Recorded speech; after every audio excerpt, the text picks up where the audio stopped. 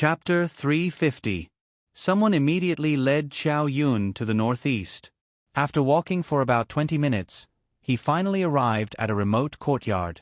There was a small door in the courtyard, and there was a plaque hanging on the door. On the side of the door were the words, "Third Class." The servant who led him along the way was called Wood Ear. He had been explaining the rules of the manor to him. For example, he couldn't walk around at night. Third-class family members could only stay in their own rooms. During the day, someone would arrange work for him to do. If the master had an order, he would directly call for him. The most basic requirement here was to work seriously and not talk much. The punishment here was very strict. Starving was a small matter, and it was normal to be beaten to death. Chow Yun observed his surroundings as he walked. He had already entered the interior of the manor. The walls were very far away, and gradually, he couldn't see the edge. He sighed in his heart. It seemed that he had to stay for a while. The only good thing was that he could finally not be with Zhang Liang. That was a poisonous snake that could take his life at any time. After entering the courtyard, there was no one at this time. He saw that he was living in a large bunk room. There were about 15 beds in the room, and there was no privacy at all. Wood Ear took a set of servant's clothes and gave it to Chow Yun. He said to him, "Tidy yourself up first. Change out of these dirty clothes and throw them away. After you're done, come to the place where you got off just now. I'll take you to arrange other work." After saying that, he ignored Chow Yun and left. Chow Yun looked at the servant's clothes on his body. They were obviously a size bigger than his own clothes, but it was probably the smallest he had. He looked at the water tank at the door. There was water in it. He fetched some water and washed his face and hair. After changing into a set of clothes, he prepared to go out. "Chow Yun, wait a moment." Kong Xiaoming called him through the bracelet. Chow Yun stopped in his tracks. "What's wrong? Look at your face. Don't cover it. This might be the most handsome man in the entire devil world. Aren't you afraid of causing a huge uproar? If you're not careful, they'll recognize you," Kong Xiaoming warned. Chow Xiao looked at his reflection in the water tank beside him. Although he was still a child and had not fully grown, his eyebrows were indeed quite eye-catching. His peach blossom eyes were curved inward and outwards, coupled with a high nose bridge and seductive thin lips that were just like Chow Xiao's. The worst part was that his skin was crystal clear, like fine jade, and there were no pores at all. Chow Yun thought for a moment. "Is there anything that can hide my face?" Kong Xiaoming and Kong Ming rummaged through the bracelet. "Find a way to mix some wax with some black paint and smear it around one of your eyes to make it look like a birthmark. That way, no one should be able to recognize you." Chow Yun started working according to Kong Ming and Kong Xiaoming's instructions. The raw materials were hard to find. But in general, the servant room still had everything. He mixed the wax with water with great difficulty and made something like a facial mask. He smeared it on his face and it immediately reduced his looks by more than half. He looked at himself in the water tank with satisfaction. Then, he deliberately wore his clothes loosely, making others look like a sloppy ghost from afar. This was much better, but it still made his OCD feel extremely uncomfortable. "Chow Yun, I have a feeling that if you return to the Devil Palace, you'll be able to tolerate all the things that you can't tolerate." "Uncle Kong Xiaoming," Chow Yun said slowly. "I have no choice but to do this now. One day, I'll correct it." When he walked back to where he got off the carriage, Black Fungus almost did not recognize him. "Your iron egg from just now? Why do you have such a big birthmark on your face?" Chow Yun could only say embarrassedly, "I originally had one. My face was so black that I covered it up. Logically speaking, a person with a facial disability like yours shouldn't be able to enter the farmstead. However, since Master brought you back, you must be of use to him. However, you shouldn't do any of those things on the surface, lest you scare people when you go out. Just follow them to clean the pond." Black Fungus's words were exactly what Chow Yun wanted. He did not want to show his face at all. He only wanted to find a way to escape. He obediently followed the others to the edge of the pond. They needed to fish up all the leaves and branches that had fallen from the surface of the pond. Everyone was given a long hook and they continued to fish in the pond. Chow Yun was small and did not have much strength. He had never done this kind of physical labor before. Before he could fish for a while, he was despised by the people beside him. "Iron Egg, are you here to cause trouble or to help? Originally, we could have finished fishing in this area very quickly. Look, it's getting further and further away. If it gets any further, we'll have to take a boat." Chow Yun touched his nose and looked at the leaves that were getting further and further away from the river. He quickly said, I'm sorry. He still had to build a good relationship with them. "Let me try again. I just got here today and haven't found the trick yet." After they were done with their work, they specially left an area for Chow Yun. They would not help him. After a while, they went to another area to fish for leaves, leaving Chow Yun to work alone. Chow Yun saw that there was no one around and it was easier for him to operate. He channeled his spiritual energy and drew on the surface of the water. The leaves that were originally in the distance obediently followed the waves and surged to the shore. In less than a minute, all the leaves and branches in this area of water had been scooped up by Chow Yun. At this time, Chow Yun did not immediately report that he was done. Instead, he walked along the other side of the pond. He wanted to know where the pond led to and whether there was a possibility of escape. There was a circle of trees around the pond. Because it was winter, the number of leaves that fell was limited. Instead, there were more branches. However, there was an advantage here.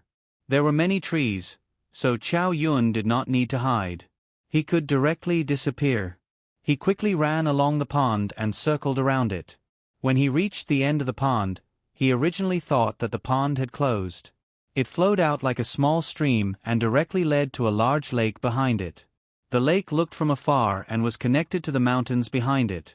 "Uncle Kong Ming, will I be able to escape from this manor if I climb over that mountain?" Kong Ming looked at the bracelet and made a rough estimation. "With the speed of your short legs, it won't be easy for you to climb over this mountain." "I think I can fly now, but it's a little slow," Chow Yun said casually. Kong Xiaoming was surprised. "What kind of body do you have? I don't usually see you cultivate. How can you suddenly fly?" "I'm cultivating when I'm sleeping. Isn't that how the hibiscus book cultivates?" Kong Ming and Kong Xiaoming did not spend time with Yanran, but they knew that when Yanran cultivated, she was seriously meditating. How could she cultivate when she was sleeping? "Don't try to trick us. This is a matter of escaping. If you don't have the confidence, don't get yourself into trouble." Kong Ming reminded him. "I really do cultivate when I'm sleeping. This is what Dad taught me. Look at how I fly." After speaking, Chow Yun raised a gust of spirit energy from his dantian. His entire body floated up with his legs in the air. Then he slowly floated forward like a gust of wind. After about 5 minutes, he finally landed. Kong Ming and Kong Xiaoming finally believed him. "Chow Yun, you're really good. You can actually fly. But your speed is a little hard to explain." Chow Yun was also a little discouraged. "It seems that I haven't cultivated enough. Otherwise, I would be like my mom and fly over this mountain." At this time, Yanran and Xiao Xiao had just crossed a mountain and were on their way to find Chow Yun. The two of them temporarily suppressed the matter of Chow Yun and Zhang Liang. They only sent people to search the demon palace for traces left behind by Chow Yun. Finally, after waiting for 2 days, someone reported that they found something similar to a secret mark in a wine shop at the foot of a mountain.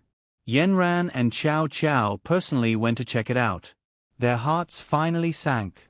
It really was left behind by Chow Yun. But when they asked the shopkeeper about Chow Yun's situation, they began to worry again. Under Yanran's powerful aura, the shopkeeper recounted everything that happened that day. A little mud monkey and a middle-aged man had a meal at his place. The middle-aged man even forced the little mud monkey to drink. After that, the two of them went on their way. Chow Zhao's heart skipped a beat when he heard that. He gritted his teeth and said, The treasure that we held in our hands was actually turned into a mud monkey by him. How old is he to force him to drink? When I catch him, I'll make him drink 300 jars of wine and let him drown in the wine jar." Yenran didn't say a word, but from the air pressure around her, it could be seen that the surrounding temperature had reached freezing point. "Let's go. In order to let our son suffer less, we have to quickly rescue him." With the first mark, it was much easier to track him down. At this time, Yenran realized that the demon realm was actually so big. Ran, it's not that the demon realm is big. It's just that we can't find our son and are worried. Look at this map of the demon realm. It's not as big as the human world. It's just a small piece of land. It's just that the transportation here isn't developed. Other than relying on people's legs, we can only rely on carriages. Xiao Xiao took out the map of the demon realm and spread it out for Yenran to see. Yenran found that they were in the middle of a barren mountain. There were a few relatively lively markets around them. They hadn't found any clues for 2 days. Yenran was a little anxious. According to my analysis, this person won't hide our son in the barren mountain forever. He will definitely settle down in a crowd. Or perhaps this is his own base. It must be in one of the surrounding cities. We just need to search one by one. Xiao Xiao took out the totem on his chest. If our son had this, I think he would have returned long ago. It's really unfortunate. I'm a little worried now. Does Zhang Liang know Qiao Yun's identity? Chapter 351. At this time, Qiao Yun and Iron Egg looked at the mountain in the distance. It was as if a door to the outside world had been opened for him. However, his feet seemed to be bound, and he couldn't step over it. He turned around and walked back to the pond. He put all the leaves in the basket, and then lifted it with great effort to meet up with the others. One of them checked the area he was in and found that the pond was clean. He couldn't help but be surprised. He looked back at Xiao Yun and said, "Iron Egg, I saw that you couldn't do it just now. You found the way so quickly." Xiao Yun pretended to be embarrassed and said, "Practice makes perfect. I just need to practice more." When Xiao Yun smiled, his whole face was black. It was a little scary because of the birthmark. The others looked back awkwardly and didn't look at Xiao Yun anymore. As long as Iron Egg didn't interfere with their work, no one would make things difficult for him. Just like that, they finally finished their work for the day. They returned to the courtyard of the third-class servants' quarters. Someone had already sent dinner. It was black, and they didn't know what it was. Xiao Yun had no choice now. He could only pretend to wolf down the food with the group of servants. He ate all the black stuff into his stomach. He prayed in his heart that his stomach must be strong enough so that he wouldn't accidentally have diarrhea. At night, they were sent to watch the courtyard. They followed in groups and patrolled the entire courtyard. Xiao Yun quietly asked, "Didn't you say that we're not allowed to go out at night?" The person next to him looked at him and said, "That was said at night. Now, we're servants." Xiao Yun followed them around the entire manor. Only then did he know that the manor was divided into several areas. Their servants' quarters were in the west, which was the most run-down place. The master's quarters were in the east and south, which had the best scenery. Xiao Yun was glad that he lived in an area that no one paid attention to. It would be easier for him to escape. In the east master's quarters, Zhang Liang had just finished his meal. The head steward handed him a cup of tea to rinse his mouth. He took a sip and asked, "How's Iron Egg, who I brought back the other day?" The head steward immediately replied, "He's been quite obedient. He's been living in the third-class servants' quarters and has been working diligently. There hasn't been any trouble." "He hasn't thought of escaping?" "Not yet." "What do you do every day?" "I've been fishing for leaves in the pond for the past 2 days. I couldn't do it at first, but after practicing a few more times, I can do it pretty well. With his godly thieving skills, this job is a piece of cake for him. He's a thief. He wanted to steal the night-luminescent pearl from my carriage, so I brought him back." The butler deliberated over his words. "Does he have some real skills?" Jean Liang glanced at the housekeeper. Would I travel so far to bring a useless person back? Should I take special care of him then? There's nothing much to take care of. I don't think he's that obedient. Previously, he couldn't escape. Now that he's in the manor and I'm not watching over him, I think he's thinking about how to escape. Then, if Iron Egg escapes, how do you want to deal with him? Let's see what he's capable of. He dares to run. Are we vegetarians here? If you die, then so be it. Only smart people can survive. Those who survive will be promoted to second class. The butler immediately nodded in agreement. Chow Yun worked for 2 days without rest from morning to night. The management here was very strict. What could be done and what could not be done had to be strictly followed. There were always 2 people in the manor who were in the same group as Chow Yun. The 3 of them supervised each other and couldn't slack off. For a child like Chow Yun, the pressure was really great. If it wasn't for Chow Yun's spiritual power supporting him, the heavy physical work every day would have bent his back. Although Chow Yun was young, he wasn't short. He wasn't given special care among the group of servants. Today, he went to the pond to fish for leaves again. He purposely moved slowly. The 2 people finished first and went to another area. Chow Yun quickly finished his work and said to Kong Ming and Kong Xiaoming, "You 2 keep an eye on me. I'm preparing to escape." In the past few days, Chow Yun had already divided the north, south, east, and west. He also learned about the manor's guards through chatting with others. There was no chance at all at night. He couldn't come out at all. He could only think of a way to sneak out in the morning when he was working. Chow Yun calculated that there was still about half an hour before his usual time to hand in his work. This long time was probably only enough for him to run to the foot of the mountain. By then, he would have been discovered. There were many trees on the mountain.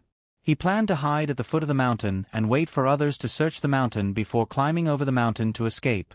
Chow Yun ran quickly. His 2 slightly slender legs were like Chow Zhao's long legs. His spirit energy swept past the wind on both sides. His arms swung back and forth quickly.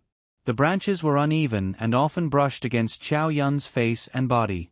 The servant's uniform was originally a bit big, but now it was even more messy. Chow Yun didn't care about this. The mountain in front of him was like his salvation. He would be saved as soon as he rushed there. Time seemed to pass extremely slowly while he was running. Looking at the mountain that was very close, it was as if he was in the clouds. Chow Yun could hear the sound of his heart beating out of his chest, and there was a sweet taste in his throat. The little spiritual power in his dantian was only enough to support him to the foot of the mountain, and could not be raised any more. He could only rely on his own 2 legs. When he really rushed to the foot of the mountain, he stumbled and tripped over a rock. In a moment of desperation, he only remembered that his father had always told him that his face was the most important thing. He raised his head and pressed his 2 hands directly on the sharp rock. Rip! Blood gushed out and Chow Yun frowned. However, this was not the time for him to be pretentious. He quickly got up and observed the environment at the foot of the mountain. From the foot of the mountain, he couldn't see the top. The only thing that caught his eye was the lush vegetation. Chow Yun compared it to the bare stone mountain he saw on the road to the demon world and immediately came to a conclusion. The mountain here is maintained by someone. This was very different from what he originally thought. He originally thought that it was a barren mountain that led to the outside world, but now he discovered that it was a property of the manor. There must be someone who regularly came to take care of it. Chow Yun's heart began to struggle. It seemed that the path he chose was not very wise. The possibility of being caught was very high. He judged the time. His 2 companions would soon discover that he was missing. The rules of the manor were very clear. Escaping was a path to death. Chow Yun looked at the cut on her hand, gritted her teeth, and jumped into the pond at the side. He swam to the center of the pond. The winter water was bone-chilling. Chow Yun used his remaining spirit energy to protect his heart. He held a straw in the water and desperately kicked his legs to warm his body. After swimming for about half an hour, he saw someone come to look for him. He saw a person who looked like a manager wave his hand. The entire mountain seemed to have activated some kind of mechanism. Millions of iron thorns stretched out from the mountain. Chow Yun looked at the reflection of the sun in the water and his heart trembled. Sure enough, this manna could not be underestimated. He quietly dived into the water and swam in the direction he came from. He swam to the shore and pretended to lie on the ground, pretending to have fainted. Over here, over here. Chow Yun heard his two companions shout loudly. The two people dragged Chow Yun ashore. They saw that his face was pale, as if he had lost consciousness. The two people began to slap his face and press on his stomach. Chow Yun was already shivering from the cold. After a few slaps, a trace of blood flowed from the corner of his mouth. He had a mouthful of water in his mouth before he came up. He took the opportunity to spit it out and then pretended to cough. He's alive. He's alive. Iron Egg, are you okay? Chow Yun opened his eyes and weakly looked at the two people. He said to them, "Just now, I accidentally slipped into the water. I really froze to death." The two companions told the person next to them to quickly inform the housekeeper. The two of them carried Chow Yun back to his room. After returning to his room, Chow Yun forced himself to change out of his clothes. Finally, he wrapped himself in the blanket and shivered. Not long after, he saw a housekeeper walk to his bed. "Your Iron Egg?" Chow Yun half raised his eyelids and weakly looked at the middle-aged man. He saw that his eyes were slightly narrowed, but there was a light in his eyes. He looked Chow Yun up and down several times. Then he pulled up his hand. His skin was soft and tender, but there were two very obvious wounds on his palm. They should have been bleeding, but now they were blistered and white. Someone had already brought a chair for the housekeeper to sit down. The housekeeper crossed his legs and asked, "What happened?" Chow Yun lowered his eyes and pretended to be nervous. "I was fishing for leaves in the pond, but I accidentally slipped and sank to the bottom. The water was so cold that I lost consciousness. I don't even know how I floated up later." After Chow Yun finished speaking, the housekeeper said nothing. He saw someone bring over the wet servant clothes that Chow Yun had changed out of. The housekeeper used a finger to gently touch it and saw that it was full of scratches. His eyes suddenly widened. "Iron Egg, you're lying. Come, beat him." Immediately, two people came up and pulled Chow Yun off the bed. They laid him on a bench by the door and then two wooden sticks hit him. Chow Yun's two hands grasped the bench tightly. He knew that he couldn't resist at all. If he resisted, only death would await him. He could only endure the beating of the wooden sticks. After about 20 hits, the housekeeper waved his hand. "Tell me the truth and say it again." Chow Yun's body was already covered in cold sweat. His wet hair was blown by the wind, and he felt that the cold wind was constantly drilling into his scalp. He gritted his teeth with difficulty, straightened his neck, and told the housekeeper what he said when he fell into the water. The housekeeper narrowed his eyes. "Then tell me, what's with the scratches on your clothes?" Chapter 352. Chow Yun understood that the housekeeper was suspicious. At this time, he opened his big confused eyes and said, "This is an old shirt. When I got it, there were a lot of scratches on it. In addition, because I'm short, I always rubbed against the roadside flowers and grass. But I really didn't do it on purpose. Lord Housekeeper, I didn't do it on purpose." Chow Yun purposely drew the attention of the housekeeper and the others to the insignificant matter next to him. The housekeeper looked at Chow Yun and saw that he wasn't lying. At this moment, the large black birthmark on his face was even more frightening. Could it be that he guessed wrong and he didn't run away? Now that he had asked and fought, the steward looked at the eyes of the servants beside him. If he said anything excessive, it would definitely arouse the dissatisfaction of others. He stood up. Tai Dan didn't take good care of his clothes and accidentally fell into the water while working. This month's salary will be deducted. With that, he left Chow Yun's room. Chow Yun breathed a sigh of relief and fainted on the bench. Reporting to master, Tai Dan disappeared for more than half an hour, but later we found that he fell into the water. The housekeeper returned to the ancestral house and immediately reported the matter to Zhang Liang. Zhang Bing stared at the housekeeper for a long time.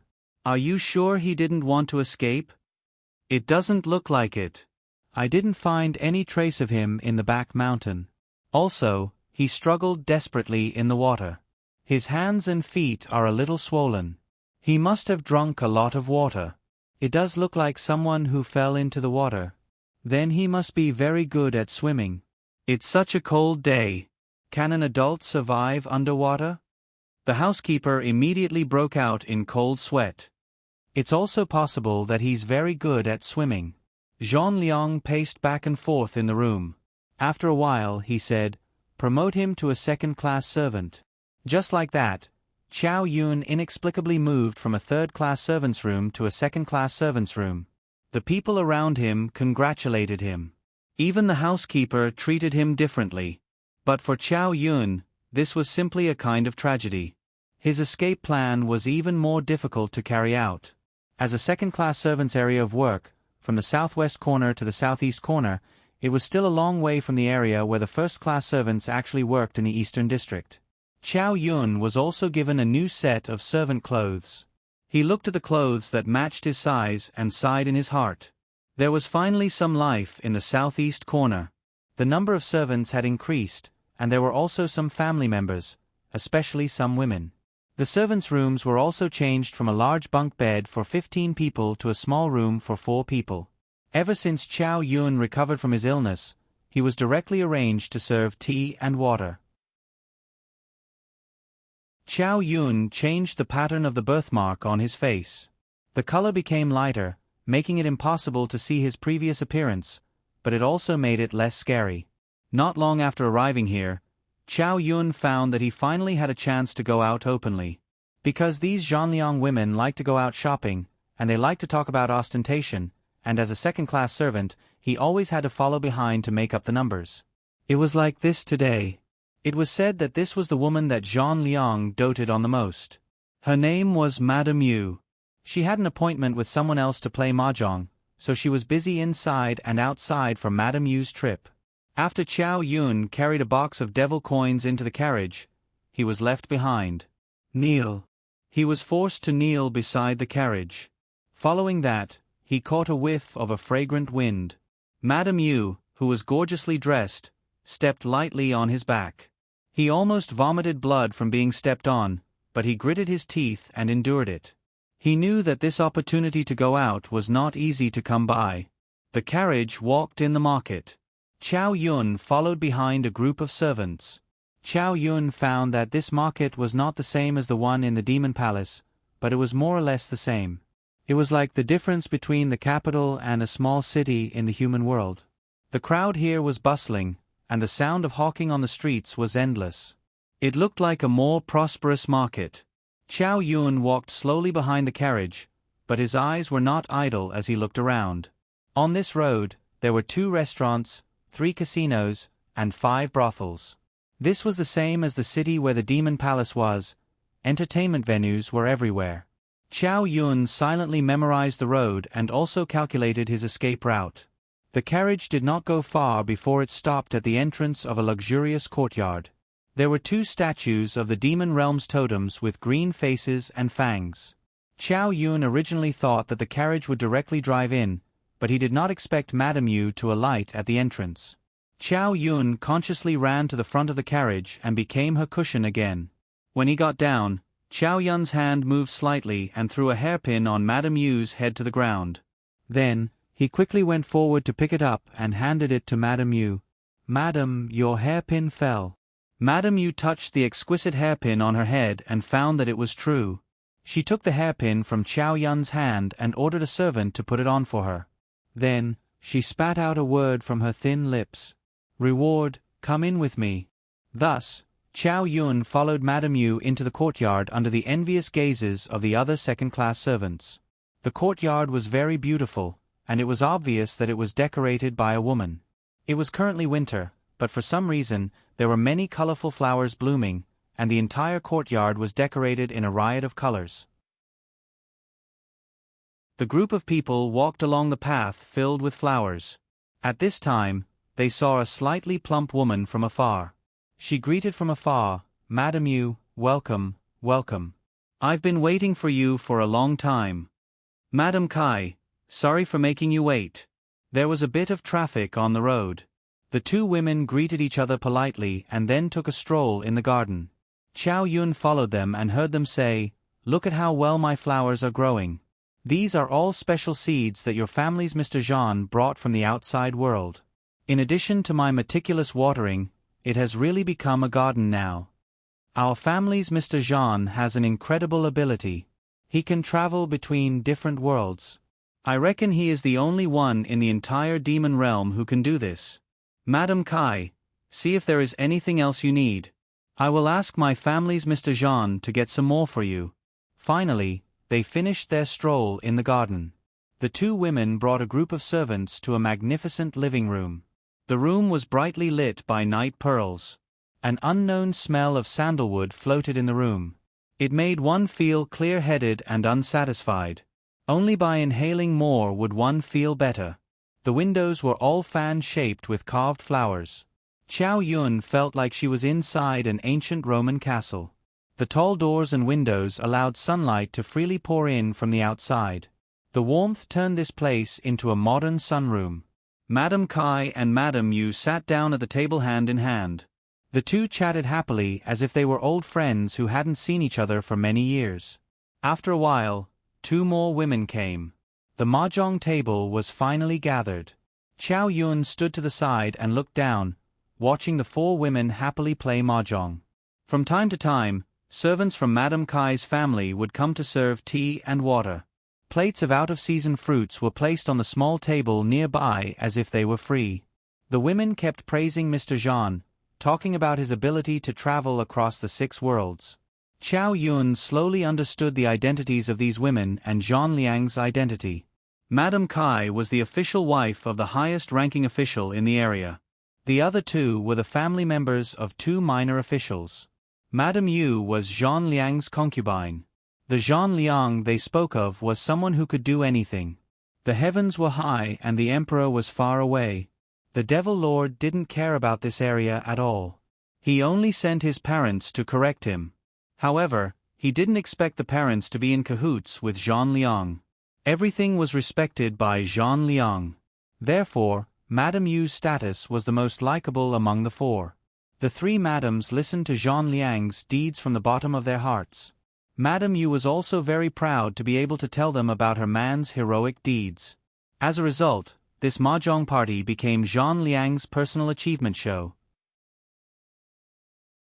The matter of the Devil Realm's Imperial Uncle's rebellion was used as a topic of conversation at the mahjong table. The 4 of them didn't avoid the servants as if they were talking about a very ordinary matter. Chow Yun's heart was in turmoil. It turned out that the Imperial Uncle's rebellion had another accomplice besides the state preceptor. That was Zhang Liang.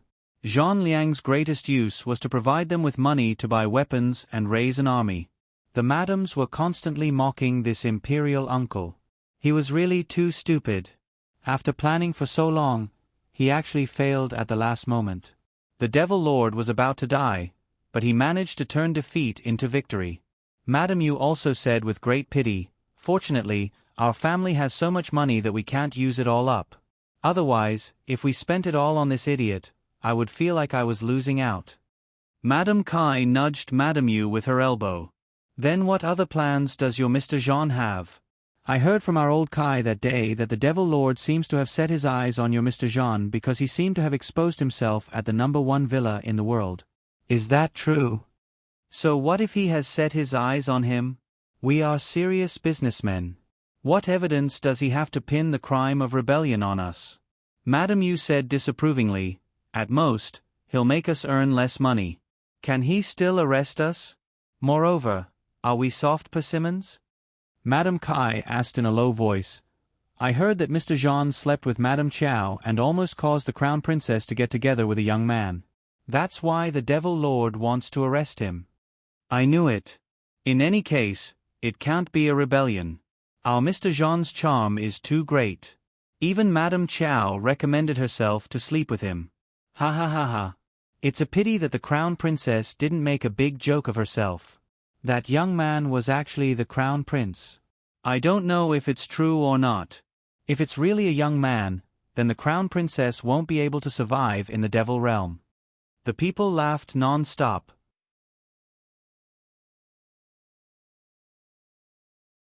Chapter 353. Chow Yun listened to the secrets of his parents and clenched his fists involuntarily, his fingernails digging into his flesh. However, he was also very surprised. According to his original calculations, he should have been very far away from the demon palace, but the news had spread very quickly here. Even these women who had lived in seclusion for a long time already knew about it clearly. They could even joke about the details of the matter. The women chatted for a while, and the topic turned to clothes and accessories. Madame Yu took off the hairpin she had lost and showed it to the others. The design of the flower on the hairpin was exquisite, like a peony or a rose. It was delicate and beautiful, and there were sparkling dewdrops carved on it. The color was bright. Madame Yu said, "This is my favorite hairpin. A skilled craftsman designed it for me. I accidentally dropped it on the ground just now. Fortunately, one of my servants saw it. Otherwise, my favorite hairpin would be gone." The other madams were full of praise. Madame Kai took off one of her bracelets. "I bought this bracelet from an auction house in the Demon Palace. They said it was an item of the mortal world. Look at the material and metal. Isn't it high quality?" The madams took it and looked at it. Indeed, the material of the mortal world didn't exist in the demon realm. Chow Yun saw that it was made of the same material as his bracelet. It really was an item of the mortal world. He had an idea and stepped forward. "Madams, this humble one has a presumptuous request. I wonder if you will allow it?" Madame Yu was unhappy with the servant's sudden interruption. "How can you be so unruly? Can't you see we're playing cards?" However, Madame Kai stopped him. "Everyone is having fun. Don't be so fierce to the servant. See if he has any good suggestions. Go ahead." Chow Yun immediately replied, "This humble one has seen some jewelry designs. I see that the madams seem to like this kind of thing. I would like to be bold and draw some designs for you." Madame Yu was also interested. "Oh, you know how to draw designs?" The other madams' eyes lit up as they looked at Madame Yu and Chow Yun with smiles. At this time, Madame Yu could only say, "Then go draw it. If it's not good, I will punish you." Chow Yun lowered his head and bowed respectfully, replying, "Yes." Someone immediately handed her a pen and paper. Chow Yun drew an exquisite heart-shaped necklace based on her memories of her mother's accessories. Chow Yun's design was a heart-shaped pendant, which was also his mother's favorite necklace. His father had given it to his mother on their first wedding anniversary. The whole design was inspired by keys, and the meaning behind it was the secret key of love that could open each other's hearts. The top of the key had a heart-shaped theme with 3 diamonds inlaid in the middle. They were also arranged in a heart-shaped pattern. The bright color of rose gold matched the noble purity of the diamonds. It was a tempting and luxurious style. The homonym of a necklace was falling in love. Giving a necklace to a loved one was to tie the other party's heart and prevent others from snatching it away. Giving a necklace to a loved one was a silent confession, expressing, "I want to fall in love with you." Therefore, giving a necklace to a loved one was a conventional way of expressing love. A heart-shaped necklace expressed the closeness of the heart to the heart. Chow Shao gave it to Yen Ran to symbolize this. Chow Yun skillfully altered the design based on the existing paint. His drawing skills were excellent. Perhaps he had liked to draw since he was young, so he just casually doodled. A beautiful woman's head, a slender neck, a vaguely straight collarbone, and a shiny necklace that looked like a key hanging from it. It looked like a heavenly work of art and was very eye-catching. Seeing that Chow Yun had finished drawing, the madam stopped playing mahjong and stood up to admire his drawing. Everyone's eyes were filled with amazement. Madame Kai couldn't help but look at Chow Yun in a higher light. She said to the other madam, "Madame Yu, your servant is really good. I think his drawing skills are no worse than the artists in our estate." The other two madams also praised the ingenuity of the design. "What did you draw?" Chow Yun respectfully lowered his head and replied, "This is called a necklace. It's a necklace that goes with low-collared clothes to decorate the neck." "Low-collared clothes? We don't wear low-collared clothes here. Aren't you messing around?" Although Madame Yu felt that Chow Yun's drawing was very good, she still lightly reprimanded him. "Madam, you might not know, but there are already people wearing low-collared clothes around the Demon Palace. This has become a new trend. Therefore, this necklace goes with the latest low-collared or even pointy-collared clothes. It can accentuate the slender neck and the straight collarbone. When I was in the capital, people there were all rushing to buy it." Only then did Lady Kai look Chow Yun in the eye. "You're from the capital?" Chow Yun lowered his head and replied respectfully, "Yes, my name is Tai Dan. I just came back from the capital with Mr. Jean a while ago." Madame Kai turned to the other madam and said with a smile, "Then it looks like your Mr. Jean really picked up a treasure. Then Tai Dan, help us draw a few of the most popular outfits in the capital with this necklace. We'll also take a look. If it's good, we'll give you money. If it's not good, we won't like it, and you'll be punished. What do you think, Madame Yu?" Madame Yu nodded and said, "Then Tai Dan, draw 2 more. If the madams are happy with it, then do as Madame Kai says." After that, they sat down at the mahjong table and began to play mahjong. However, the topic was all about the outfits of the people in the capital and the latest fashion trends. Based on his memories, Chow Yun went through the types of Han clothing and Tang clothing that were designed in the human world. Then, he combined them with the outfits of the people in the demon realm and designed 2 sets of low-necked outfits for them. Paired with his necklace, it was indeed the finishing touch. Chow Yun's talent might have come from his father, Chow Shao. Back then, when he designed Yanron's wedding dress, it was also Chow Shao who came up with it himself. Chow Yun recalled it in his mind and automatically formed a picture of the dress that revealed half of her shoulder. He felt that it was a bit inappropriate, so he put on a thin layer of gauze, making the entire dress a floor-length gauze dress. It pulled up the waistline and showed the gentleness and elegance of a woman. When Chow Yun finished designing and presented it to the madams' eyes couldn't even move. Looking at the red gown on the paper, it was as if a nimble butterfly was about to dance. The tight waistline was shrouded in a light muslin, appearing faintly discernible, and the stylish skirt directly covered the ankles and shoes, appearing grand and elegant. Even Madame Yu couldn't find fault with Chow Yun. At this moment, she was proud to have such a servant. She had a satisfied expression on her face and raised her eyebrows slightly to give Chow Yun a look of praise. Then, she sat proudly on the chair and listened to the other madams flatter her. The other 2 madams had hearts in their eyes, and they were extremely excited. "I really want to have this dress made. It'll definitely be beautiful in it." Madame Kai was the daughter of a local official, and it was almost her birthday. Madame Kai was just thinking about what to give her as a present. She smiled and said, "Madame Kai, why don't you treat this as an early birthday present?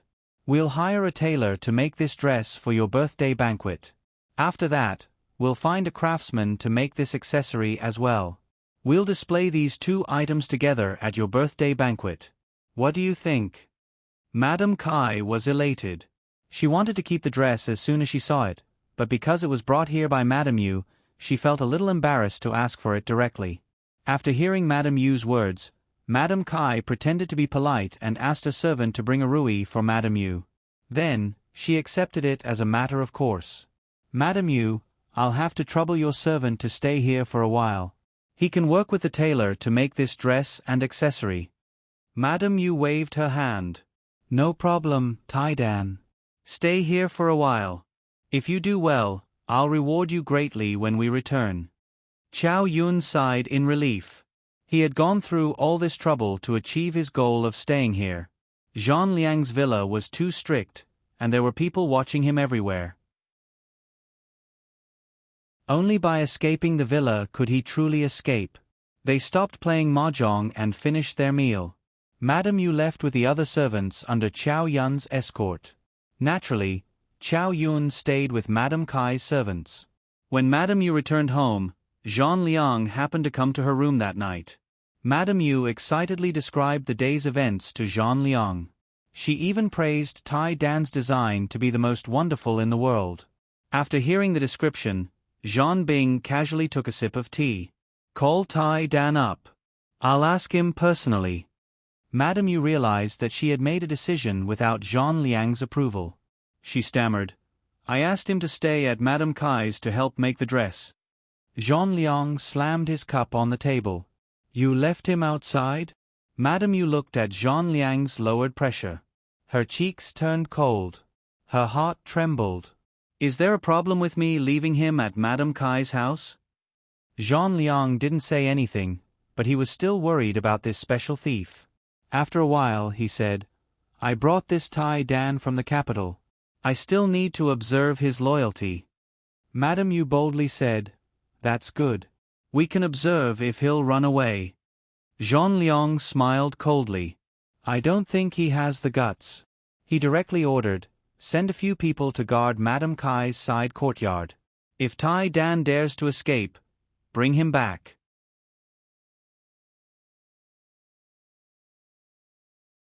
Chapter 354. Chao Yun was indeed worried about the same thing as Zhang Liang. At night, he used the convenience of living alone to search for an escape route. Both sides of his room were filled with people. He wrapped his bed with pillows and blankets to make it look like a human figure. Then, he sneaked out of the back window. He walked towards the exit based on his memory. He passed through some main rooms, some side rooms, and a small kitchen. Finally, he arrived at the living room where he played mahjong during the day. At this time, there was not a single person around the living room. The entire manor was quiet. Other than the occasional soft sound, there was only the moonlight shining down from above. This manor was much smaller than Zhang Liang's manor. It was just a slightly larger courtyard surrounded by walls. Although it was small inside, it had all the essentials.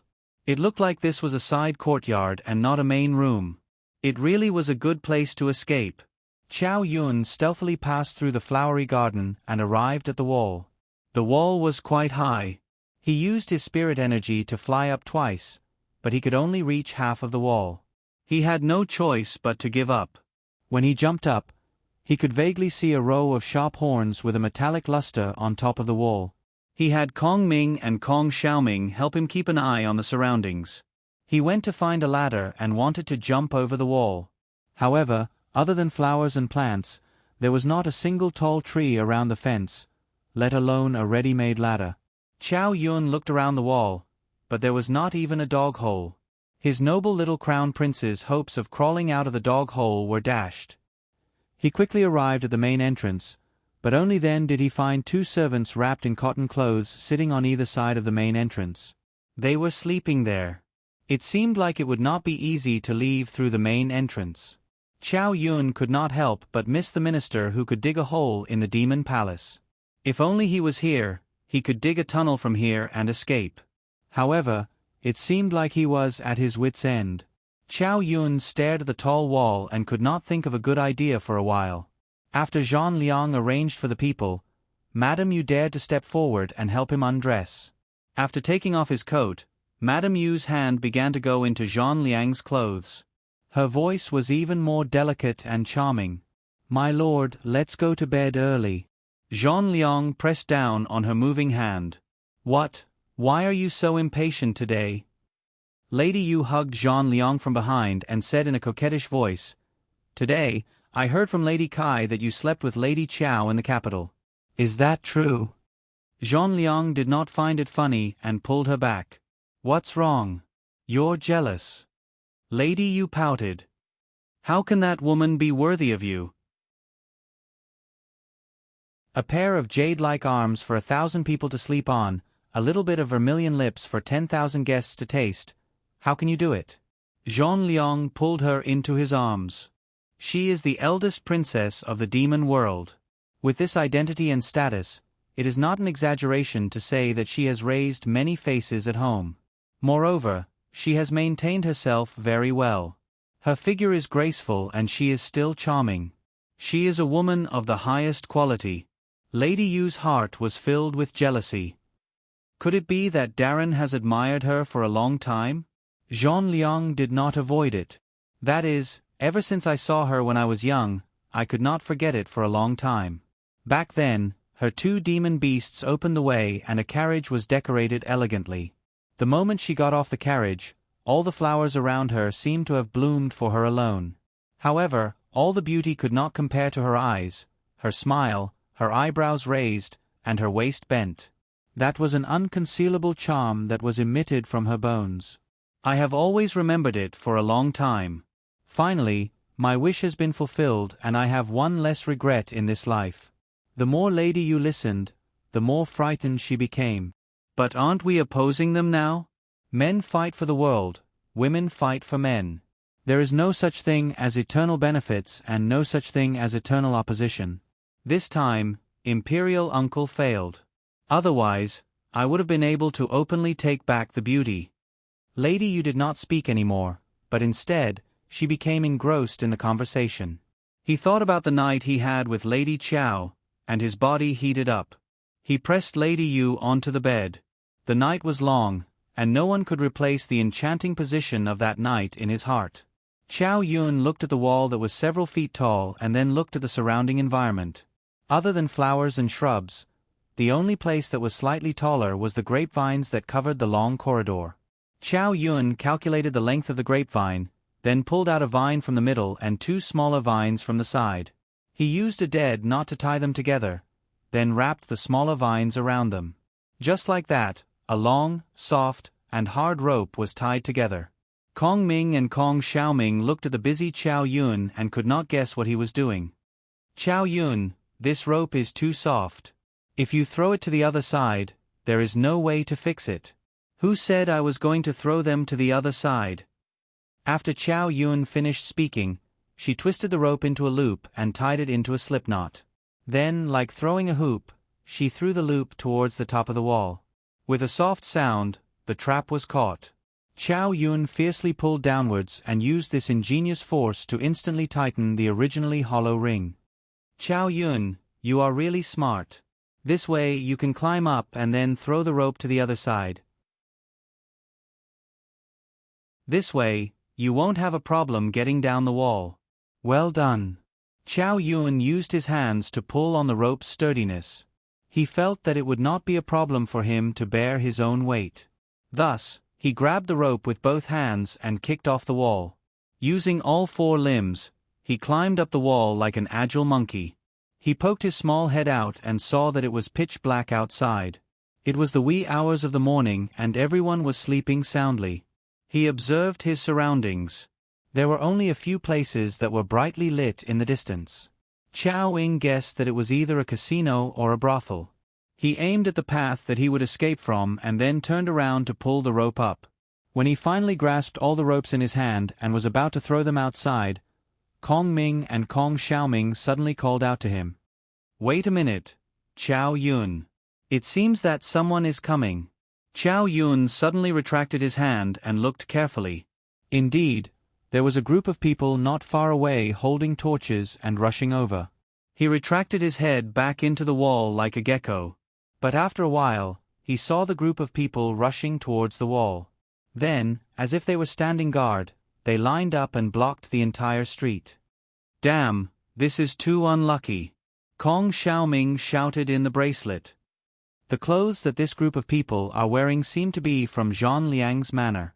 Could it be that they are servants that he sent? Qiao Yun stared at the group of people. The one leading them was their second-class servant supervisor. Qiao Yun's eyes flashed. Could it be that these people were coming for him? He saw that the group of people only stood at the door. They did not knock or do anything else, as if they were just waiting. Qiao Yun waited for a while and saw that they did not show any signs of retreating. He could only put down the vines and climb back into the wall. Then, he hid the vines in a place where they could not see and walked back to his room. Kong Ming and Kong Xiaoming asked in the bracelet, Qiao Yun, are you giving up tonight? Qiao Yun looked at the sky and stretched. I'm tired. I'm going back to sleep. Kong Ming and Kong Xiaoming looked at the calm Qiao Yun and were not used to it. Kong Xiaoming asked Kong Ming, shouldn't he be depressed? Why isn't he worried at all? Kong Ming looked at Chow Yun, who had already returned to his bed.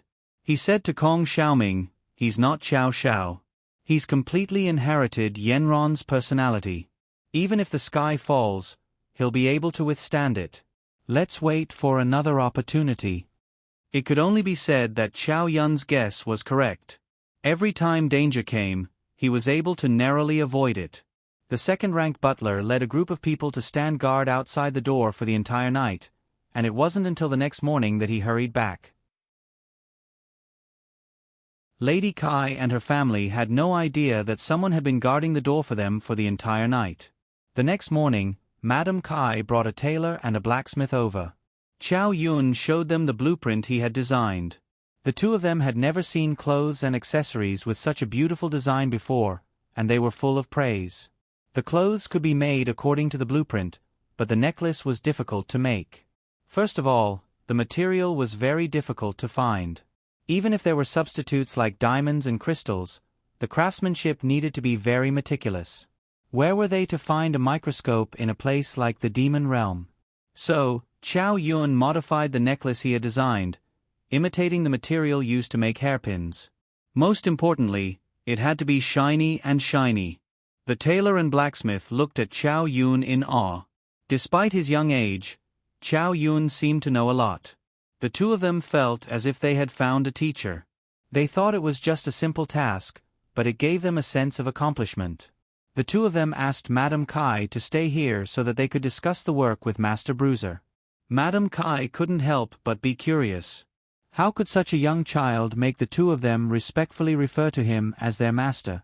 "Madam, there's something you don't know. Master Bruiser may look young, but he really knows a lot. I think he knows how to make clothes and accessories better than we do. It's like he's a master who has made so many clothes and accessories, while we're just apprentices." The two of them were so eager to learn that they messed up Chow Yun's escape plan. Seeing how eager they were to learn, they insisted on staying in the same room as him, saying that they could continue their discussion at night. Chow Yun really suspected that they were sent by Zhang Liang to supervise him. In fact, they weren't. However, the people Zhang Liang sent started to stay in Madame Kai's house the next day, saying that they were there to help Bruiser make the clothes and accessories perfect. Chow Yun had to think of another way.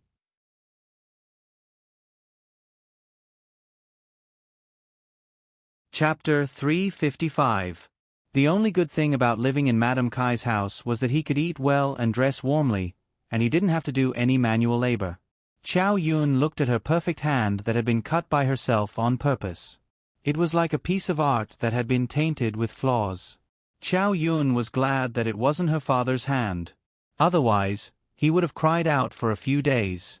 If his father were to know that he was being abused like this, he would most likely be heartbroken and find the best medicine to help him recover. His father's philosophy was that perfection was the only way to attract his future wife. But seeing how his mother was completely smitten with his father, Chow Yun shook his hand. It was still too pale, so he applied a layer of self-made wax on it before leaving the room. Their clothes were almost done. They had used the most expensive materials, such as shark yarn and coral, to make them look extremely sturdy.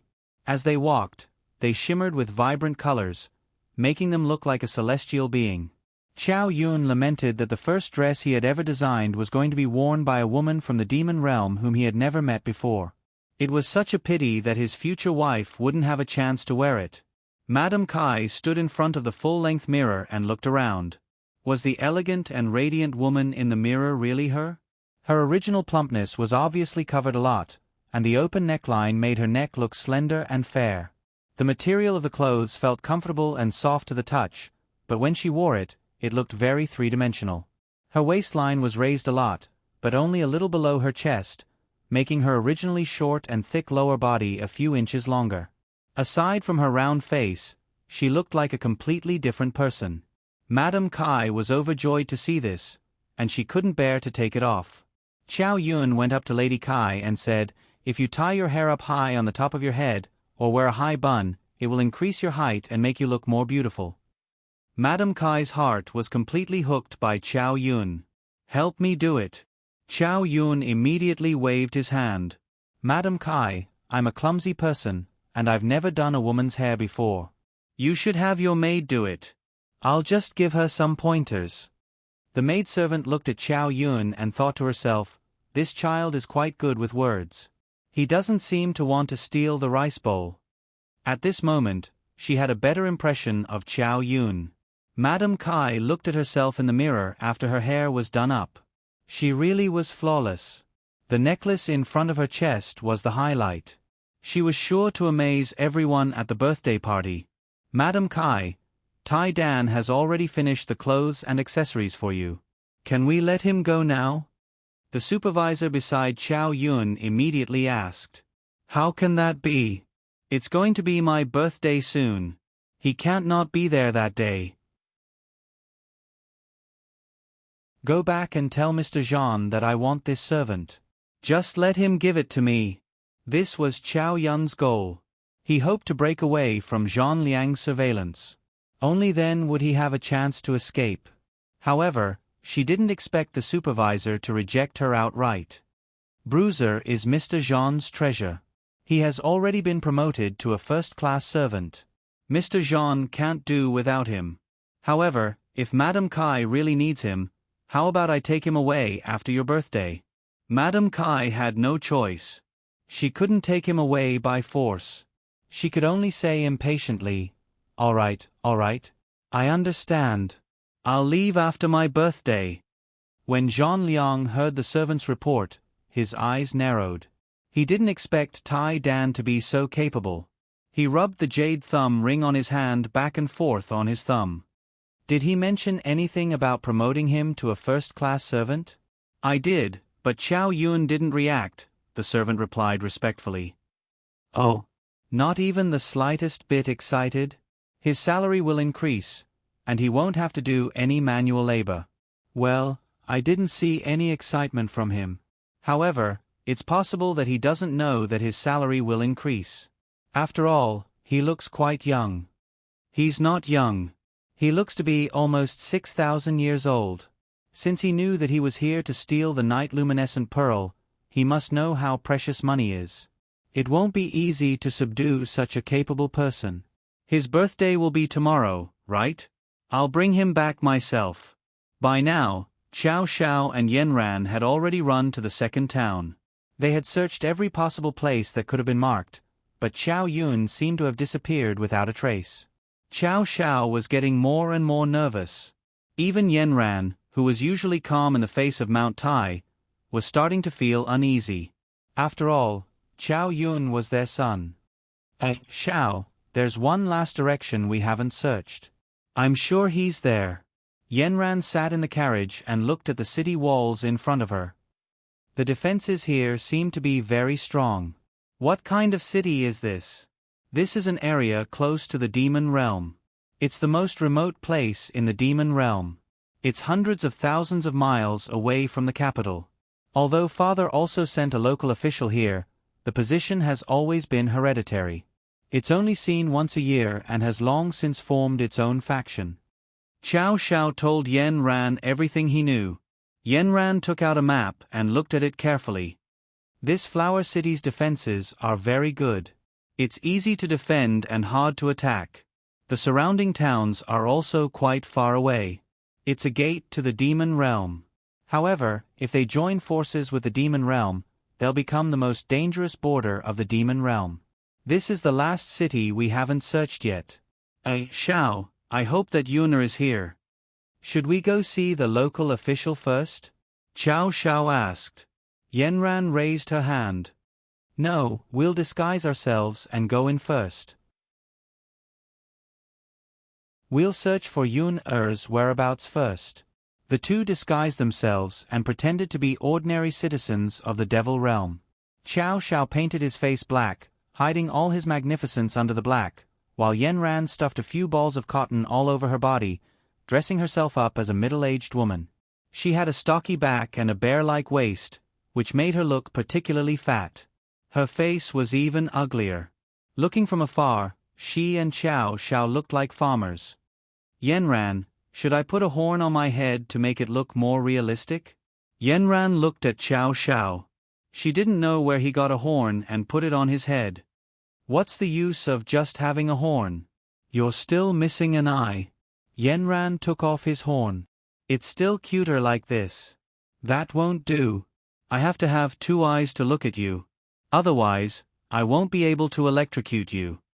Xiao Xiao winked at Yenran. Yenran's worry was clearly written on her face. Although Xiao Xiao was also anxious, he couldn't bear to see Yenran's worried face.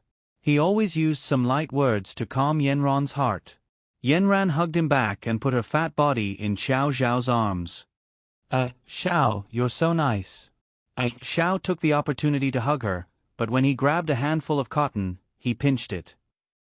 Ran, if you're really so fat, what method can I use to help you lose weight the fastest? What do you want to do? Don't you like that I'm so fat? Yenran glared at him. How can I not like it? I just think that if you're so fat, I can exercise with you every day to help you lose weight immediately. Flippant. Yenran was amused by Xiao Xiao. Alright, only you can still laugh. I don't even know how my son is doing. I'm really not a good mother. How can you blame yourself?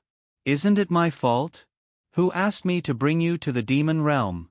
I didn't expect that you would rebel and my son would be kidnapped by human traffickers. I also didn't expect that it would be so chaotic when we came to celebrate the new year. Xiao Xiao pouted. Yenran quickly covered his mouth. How can this be your fault? Don't take everything on yourself. This is what we should bear. I'm now the crown princess of the demon realm, and my son is the crown prince of the demon realm. The responsibility of the demon realm is definitely on our shoulders. It's the same as me being a cultivator in the human world. Responsibility and mission can't be escaped. It's already destined in our blood. Yenran's words really touched Xiao Xiao's heart. He hugged Yenran tightly and moved her ugly face. Come, let me have a taste. Which little mouth is so sweet? Yenran quickly smiled and dodged. I'm not in the mood. Stop fooling around. Don't ruin my makeup. During this period of time, his heart was very heavy. He didn't even have the mood to exercise when he couldn't find his son. AI, my poor little fellow. Just where are you? Today, Qiao Yun was welcoming the city lord's wife's birthday banquet. Early in the morning, he was dragged out of bed to help the city lord's wife change. Qiao Yun's current status was that of a professional stylist. From the clothes to the accessories, to the hair, everything was done. As expected, he presented the city lord with a woman as beautiful as a flower. The most important thing was that he was able to show off the city lord's wife's status. This made the city lord extremely happy. He had invited countless guests for today's banquet. He finally had a chance to show off his wife's face in front of everyone. Qiao Yun was finally able to take advantage of the chaos to leave his mark in some corners of the courtyard. Although this was indoors and not as obvious as outside, Qiao Yun sighed. He had no way of leaving the courtyard. He could only hope that his intelligent parents would be able to find him. As expected, on the day of the banquet, Qiao Yun had already retired. He no longer needed to follow Madame Kai around. He and the other servants helped out in the manor. His main job was to help serve the dishes in the kitchen. Serving the dishes wasn't his job. He only needed to bring the dishes from the kitchen and hand them to the servants who served them. He busied himself from morning until noon. Only after the banquet was over did Qiao Yun truly finish his work. He was just about to return to his room to rest when a servant came to pass on a message. Mr. Zhang wants you to wait for him. He will bring you back after the banquet. Qiao Yun was discouraged. It seemed that he would have to return today. The first thing he needed to do was to fill his stomach.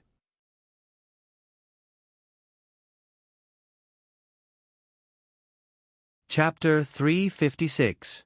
Aran, it looks like there's something wrong with our outfits. We wanted to dress as normal as possible, but there's no way we'll be able to get in. Xiao Xiao looked at the endless stream of people coming in and out, then looked at his and Yenron's outfits and shook his head. Aran, if we go in like this, people will probably think we're here to deliver food. Can't we just dress up as gift givers? Yanran stared at the front door. She said to Chow Shao, "That's a good idea. Let's go deliver the food." Chow Shao and Yanran followed a group of people who were delivering vegetables. They knocked 2 of the people unconscious and took the 2 people's entry tokens. They pushed a cart of vegetables into Lady Kai's courtyard from the back door. "Hey, you 2 don't look familiar. Which family are you from?" They were stopped as soon as they entered. Chow Shao hurriedly handed over the plate. "We're from the Zhang family. 2 of our food deliveries are sick today, so my wife and I are here to replace them. It's our first time here, so we don't know where to send the food." Chow Shao smiled fawningly. Yanran lowered her head and didn't say anything. She knew that Chow Zhao's acting skills would be able to handle this. As expected, the man looked at the plate, then at Chow Shao. "Today is Madam Kai's birthday, so you'd better be quick about it. Once you've delivered the food, put it away, and leave. It's a bit chaotic here today, so don't cause any trouble." "Oh, don't worry. We'll leave as soon as we're done. We won't cause you any trouble." He took out 2 buns he'd bought at the entrance and gave them to the man. The man pretended to be polite, then smiled and let Chow Shao and Yanran in. Yanran secretly gave him a big thumbs up. Chow Shao was pleased. "Aran, I'm not an award-winning actor for nothing." The 2 of them followed the food delivery team to the kitchen. After they piled up the food, they were chased away. Then, he heard someone calling from the kitchen, "Tai Dan, Wong Kai, hurry up and deliver the food. Don't dawdle here." The 2 of them quickly hid in the dark. Looking at the people coming and going, the 2 of them began to quickly change their clothes. In the blink of an eye, Chow Shao and Yanran, who were dressed as an ordinary middle-aged couple, repeated the same mistake and swaggered out. They stopped a servant and asked for directions to the front yard. They turned around and went straight to the front yard. The 2 of them didn't expect Chow Yun to be serving the dishes next door. Just like that, the whole family missed each other. The front yard was very lively. Chow Shao and Yanran sneaked in, picked 2 empty seats, and pretended to greet the people around them. Then, they began to eat with the others. Chow Shao ate and started chatting with the person next to him. Coincidentally, when the person next to him heard that they were from another place, he immediately started bragging. Madam Kai and the chief official here, Kai Kwa, were the city lords of this town. They had been passed down for generations and had the power to decide life and death in this place. Chow Shao and Yanran looked at each other. It was just as they thought. This place was no longer under the jurisdiction of the demon realm. Doesn't Master Kai also receive a salary from the demon realm? Yanran asked curiously. What's that little salary? Can Lord Kai still rely on that little bit of pocket money? He can get whatever he wants here. He can make any policy he wants. Isn't he the one who has the final say? We can only keep paying him tribute. How can we use that little bit of pocket money? Is this place very rich? Chow Shao was also quite curious. Of course. We are much more advanced than other places in the demon realm. Master Kai and the others have already opened a trade channel with the demon realm. The demon realm has money, but it's too poor. They don't have enough resources. We just casually take out something here and they will be happy to worship us. What do you think is the most abundant in our city? Brothels, casinos, and restaurants. They are all packed at night. Don't think that they are all from the demon realm. Most of them are from the demon realm. Isn't there a natural barrier between the demon realm and the demon realm? Yanran was even more curious. That's the most powerful thing here. I only know that Master Kai and the others are powerful, but I don't know how they do it. Chow Shao and Yanran carefully observed some of the dishes and fruits on the table. They did indeed look more plentiful than other places, especially some of the utensils, which were comparable to glass cups in the human world. Not to mention, the courtyard was filled with the fragrance of the 4 seasons. The courtyard was decorated like a paradise. She's here, Madam Kai is here. Everyone stopped their discussion and stood up to welcome the arrival of the main character of the day. Xiao Xiao and Yanran also stood up and looked at the red carpet that stretched from the main seat to the entrance. Aran, don't you think this is like the red carpet ceremony of the Walk of Fame in the human world? Xiao Xiao whispered into Yanran's ear. Yanran's eyes narrowed. He really did imitate the red carpet ceremony of the stars. Melodious music began to play, and a middle-aged couple walked down the red carpet hand in hand. The middle-aged man was obviously from the demon realm. He was wearing a high-quality robe from the demon realm, and the beautiful woman beside him was very eye-catching. Her waist was extremely tight, and the V-shaped neckline made her neck look even more slender. Her slightly plump breasts were sticking out. They were originally too full, but now they were covered by a layer of gauze, showing off a very good slimming effect. Her waist was a little lower than her breasts, and the long dress began to spread outwards, all the way to her feet. The dress didn't drag on the ground, and half of her red toes could be vaguely seen as she walked. Her hair was all tied up high, and the woman walking on the red carpet looked very elegant. The most eye-catching thing was the key necklace hanging on her chest. Although it wasn't made of the same material as diamonds or crystals in the human world, it was still very well made. The glass-like luster of the necklace shone like a rainbow under the sunlight. Xiao Xiao and Yanran looked at each other, and Xiao Xiao whispered to Yanran, "That's the necklace I gave you for your first wedding anniversary. The shape is so similar. I designed it myself." Yanran's hands were trembling, and she said, "Ah Xiao, there's only one possibility. This necklace was designed by Xiao Yun." Then the two people on the red carpet walked to the main seat and sat down. Thunderous applause rang out, and the surrounding exclamations didn't stop. Madame Kai was enjoying herself, and Master Kai was also very proud. Next was Master Kai's speech to celebrate Madame Kai's birthday. "Thank you very much, everyone from Flower City, for coming to celebrate my wife's birthday. Ever since we opened the secret passage to the demon realm has brought us countless profits. Our lives are getting better and better, so I hope that everyone can treat the people of the demon realm better. Today, I have invited the second prince of the demon realm to attend this birthday banquet. Let us all raise a toast and wish that our friendship with the demon realm will last forever." The other person sitting in the main seat was the second prince of the demon realm. His face was fierce, and his eyes were malicious. He looked like a beast that would pounce on its prey at any moment. When he smiled, he looked like a falcon full of death. Yet, Master Kai didn't seem to mind at all, and even called him brother. The atmosphere was very warm. Xiao Xiao was trembling all over, and Yanran held him down with all her might. Finally, after Master Kai's speech, the atmosphere returned to normal. The two couldn't sit any longer and found an excuse to leave. When the two walked to a secluded place, Xiao Xiao couldn't hold it in anymore. He roared angrily, "Yanran, don't stop me, I'm going to kill that Kai Kwa. He actually colluded with the demon realm. You should know that the demon realm is our biggest enemy. Tens of thousands of years ago, the demon realm and the demon realm were at odds. We beat them all the way back to their homeland, and that's why they didn't dare to rebel. Back then, in order to fight them, many of our people were injured. They're the ones who are truly evil, cruel, and difficult to control. Who would have thought?" Xiao Xiao was trembling with anger. Who would have thought that they've already entered Flower City at the border of the demon realm? They're unscrupulously calling the City Lord brothers, and their friendship goes back to ancient times. When the time comes, they won't even know how they died. Yanran was much calmer than Xiao Xiao. "Ah Xiao, you have to think on the bright side. Fortunately, we came here and found out about the situation here. It seems like the rebellion before wasn't that simple. I'm guessing that Imperial Uncle was used as a tool by them, and the real mastermind behind the scenes is the demon realm. Think about it.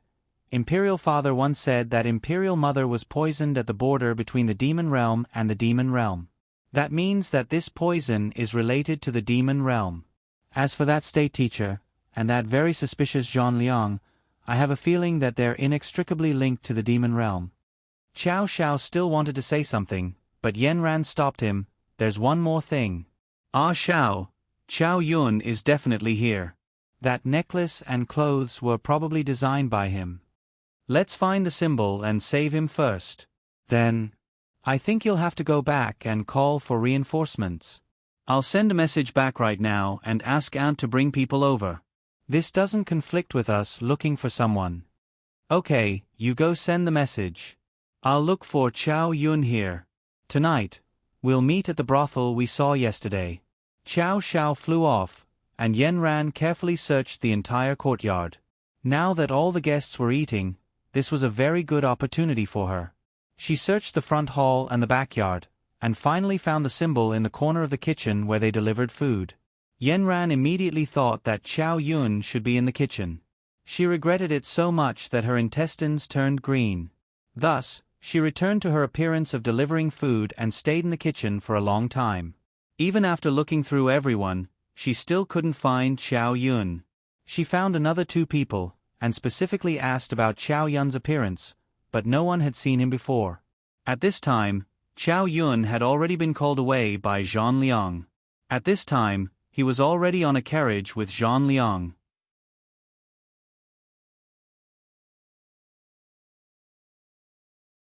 Chapter 357.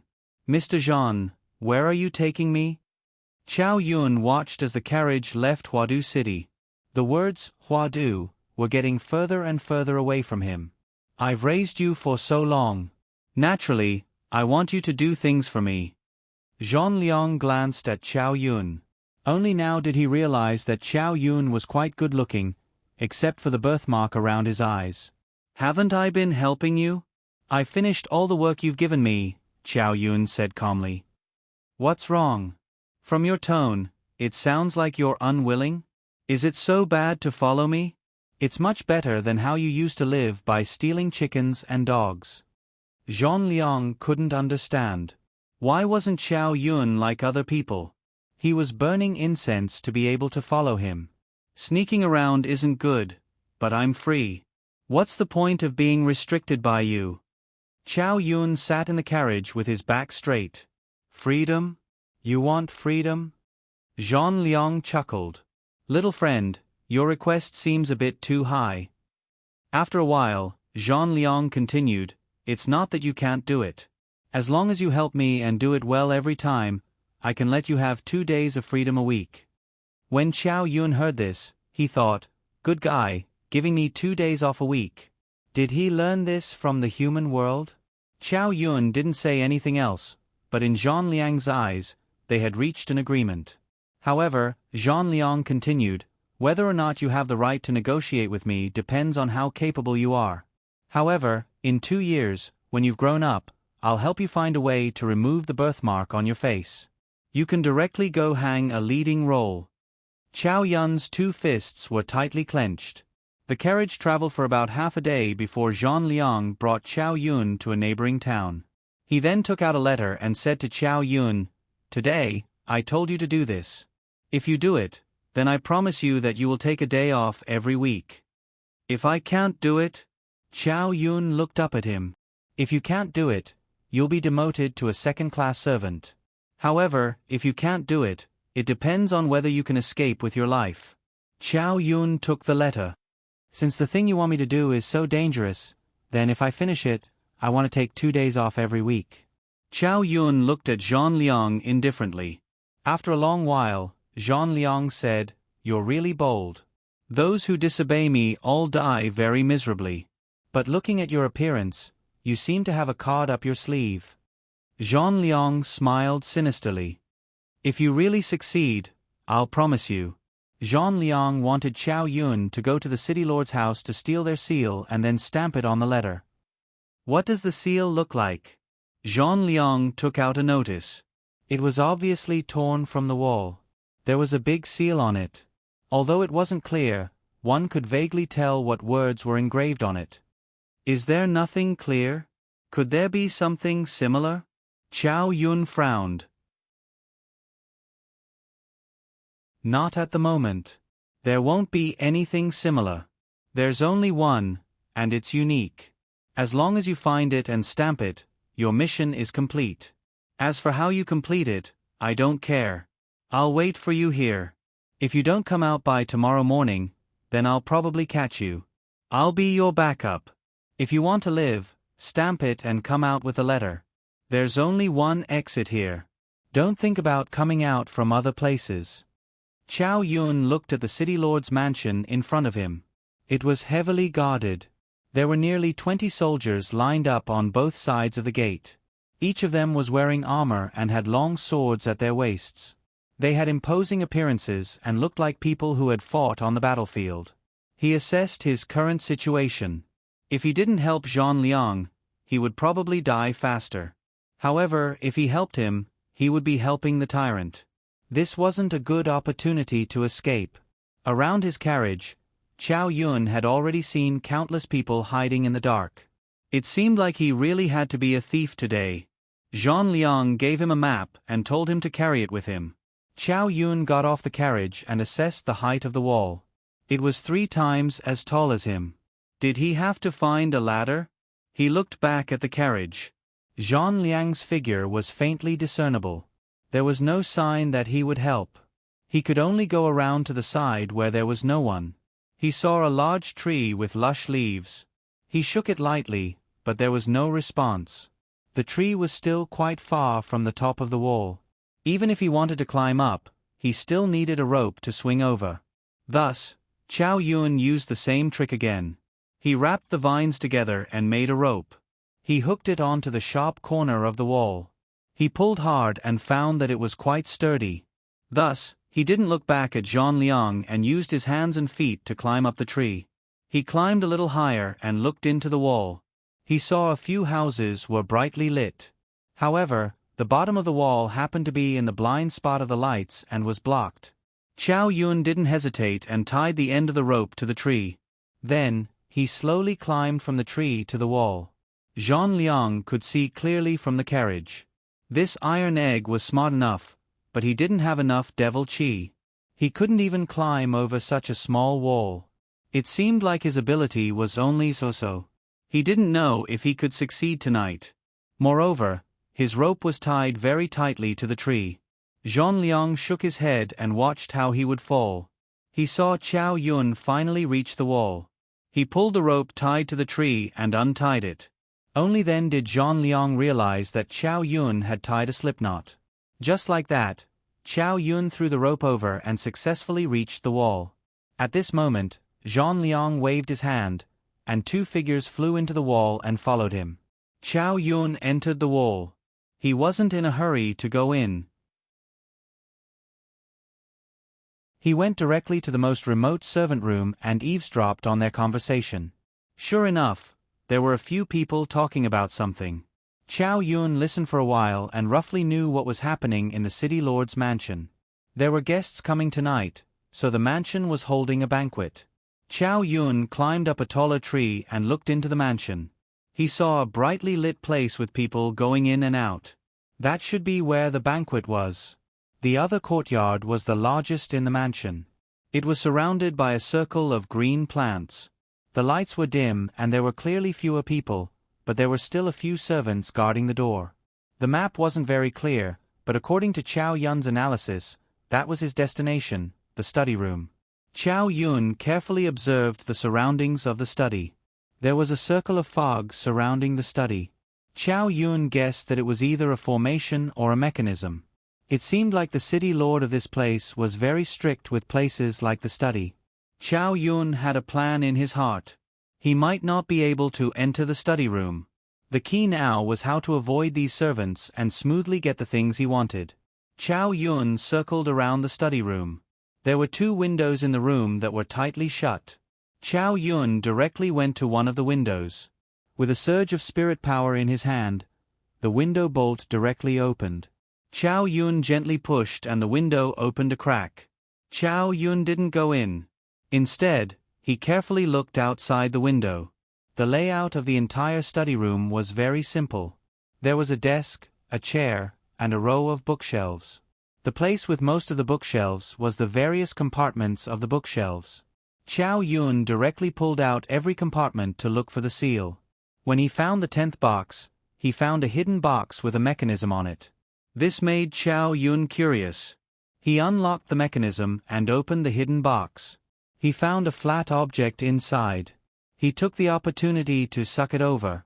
It was just an ordinary token, but there was a word, soldier, engraved on it.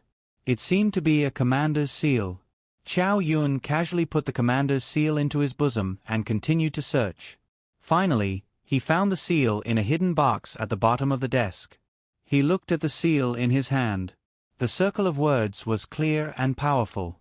He took out the letter. As he stamped it, he quickly skimmed through the contents of the letter.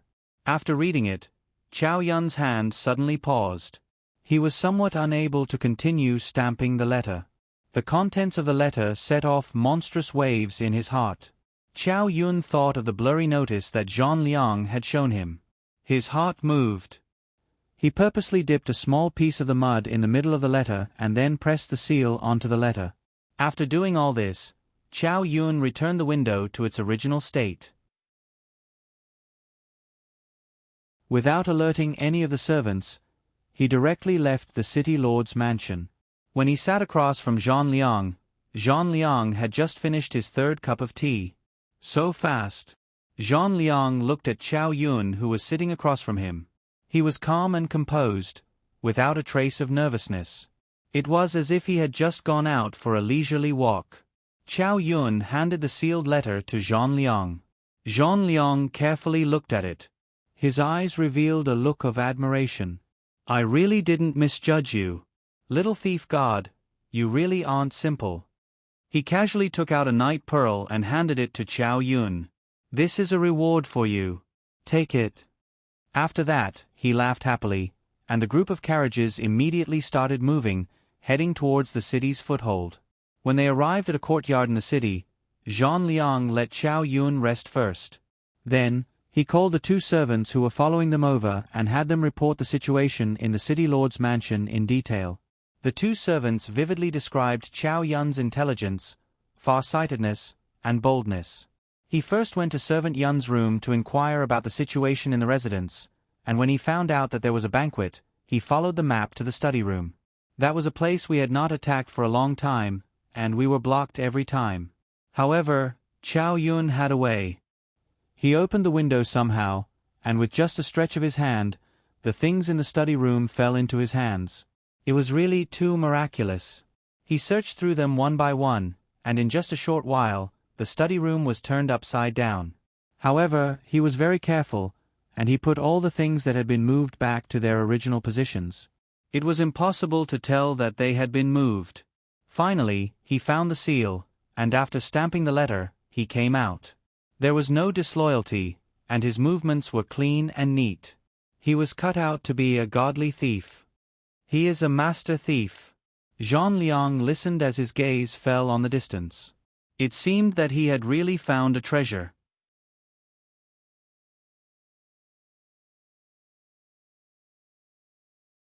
Chapter 358. Yanran finally found out that Lady Kai's dress and necklace were designed by a servant called Tai Dan. And this Tai Dan was Zhang Liang's servant. She finally found the source. It was Zhang Liang who took her son away. Yanran sneaked into Zhang Liang's house and searched everywhere, but she couldn't find any trace of Chow Yun. Only later did she find out that Zhang Liang brought Chow Yun out of the city. When she passed by the city gates, she saw the mark left by Chow Yun. She followed them all the way and found that Zhang Liang brought Chow Yun to a city she had been to before. And the final mark pointed to the city lord's mansion. At this point, the mark was broken. Yanran was now able to connect all of Zhang Liang's actions. This Zhang Liang was obviously in cahoots with Imperial Uncle. After directly silencing Imperial Uncle, he shouldn't have left the matter at that. He should have quickly returned to his own lair and was secretly plotting a second rebellion. And the one who was directly colluding with him was the second prince of the demon realm. So if he wanted to do a second rebellion, what would he do? If Yanran was alone, she would retreat to her own territory and slowly expand her forces. Then, she would think of a way to mobilize more troops and take the route of saving the country. So what Zhang Liang wanted to do now was to take over the surrounding cities. A thought flashed through Yanran's mind. That was why she had brought Chow Yun to the city lord's mansion. As for why he brought Chow Yun along, Yanran couldn't figure it out. Could it be that he guessed Chow Yun's identity? But that wasn't very likely. If he guessed Chow Yun's identity, he would definitely lock him up and try to make a big fuss about it. Yenron's brain was good. After thinking for a while, she understood the logic behind it. As for Chow Yun's appearance, she temporarily put it aside. After some thought, she knew that Chow Yun's next destination would be another city lord's mansion. She sent a message to Chow Xiao and headed to another city lord's mansion. As Yenran had guessed correctly, Chow Yun's treatment at Zhang Liang's place had obviously improved. After his application, he could have his own carriage and didn't have to face Zhang Liang anymore. Zhang Liang smiled as he watched him get off the carriage and sit in the back. He felt more and more that this young fellow had his own opinions, was smart enough, and knew how to negotiate. He knew how to fight for his greatest benefits in a timely manner. Chow Yun didn't know where Zhang Liang was taking him to, but the direction he judged was the opposite of Flower City. Yellow sand danced in the air, and there were very few green plants in this area. Their caravan was disguised as a merchant caravan, and after transporting some goods, they walked for about a day and a night before arriving in front of another lonely city gate. Chow Yun raised his head to look, and sure enough, this place was aptly named Sand City. The moment Chow Yun got off the carriage, he immediately found a headscarf and covered his head. The sandstorm was very strong, and the yellow sand filled the sky, forming a whirlpool in the air. Small grains of sand drilled into the mouth, nose, and eyes, making Chow Yun unable to open his eyes. The soldiers guarding the city gate were all fully armed. Their entire head was under the helmet, and there was a glass cover in front of their faces to prevent them from being eroded by the sandstorm. After the inspection, the caravan was allowed to pass, and Chow Yun took the opportunity to make a mark at the corner of the wall. After they got on the carriage and headed into the city, the sandstorm seemed to be isolated outside. The entire city seemed to have a huge cover, and the inside and outside of the city were two different worlds. The streets were bustling with activity, and the bustling crowd flowed endlessly through the streets. There were many shops on both sides of the road, and some of the goods they sold were already outside the shops. Several restaurants had long queues in front of their doors, and in order to not let the customers feel bored, the shop owners directly set up a few mahjong tables at the door, or a place to shake dice. There was also an unlimited supply of snacks and tea. In Chow Yun's eyes, this was just like queuing in the human world. Sure enough, after a while, he heard a shop assistant calling out, "Big table number 560, please come in." Zhang Liang and the others didn't go to these restaurants to join in the fun. Instead, they went directly to an inn. After the group of people settled down, Zhang Liang called Chow Yun into the room and gave him the next task. This time, you have to steal an account book. The account book is in the city lord's mansion's study room. What's in it for me to steal it? Chow Yun looked at Zhang Liang indifferently, his misty peach blossom eyes staring straight at him. Zhang Liang's heart skipped a beat when he saw this. He realized that the birthmark on Chow Yun's face had faded a little, and a face that could topple countries was faintly discernible. The corner of Zhang Liang's mouth curled up. "If you succeed this time, then I won't send you to the brothel to hang a number 1 sign." After saying that, Zhang Liang reached out a large hand and pinched Chow Yun's chin. Chow Yun turned his face to the side to avoid it, but the alarm in his heart rang loudly. It seemed that there was something wrong with his face. The wax on his face gradually faded. "Deal." Chow Yun quickly stood up and left Zhang Liang's room in a slight hurry. Zhang Liang looked at Chow Yun's fleeing appearance from behind and narrowed his eyes. It seemed that he had finally caught the little guy's weak spot. He rubbed his 2 fingers together. It felt really good to the touch, but this face was getting more and more familiar to him, as if he had seen it somewhere before. Chow Yun didn't get the map of the city lord's mansion this time. He could only rely on himself to figure out how to steal the account book. This city lord's mansion was different from the last one. It was obviously bigger and there were more courtyards inside. Zhang Liang told him that he would send 2 people to help him. Although it was said to help, Chow Yun actually knew that they were going to monitor him. He knew that he couldn't escape at all, and he didn't think of running. It was impossible to climb over the wall this time. He could only think of a way to sneak in first. Just as dawn broke, two people pushed a cart full of vegetables and goods and knocked on the back door of the city lord's mansion. The two of them said something, and after stuffing a small bag of magic coins to the guard, the two of them pushed the goods and smoothly entered. After passing through an open space, there was no one around. A person came out from the pile of goods. He removed the vegetables on top of his head, tidied up his clothes, and gave the other two a look. "Let's go." They directly found the housekeeper here. Chow Yun directly said who introduced the three of them and prepared to do odd jobs for the day. The three of them smoothly changed into servants' clothes and followed the others to work. Because Chow Yun looked young, he was directly arranged to go to the kitchen. The other two were adults and were arranged to go to the garden. When the three of them separated, the two people patted Chow Yun on the shoulder. "Come on, Tai Dan, work hard." The strength of their hands was obviously a little strong, and the hint was obvious. Chow Yun went to the kitchen.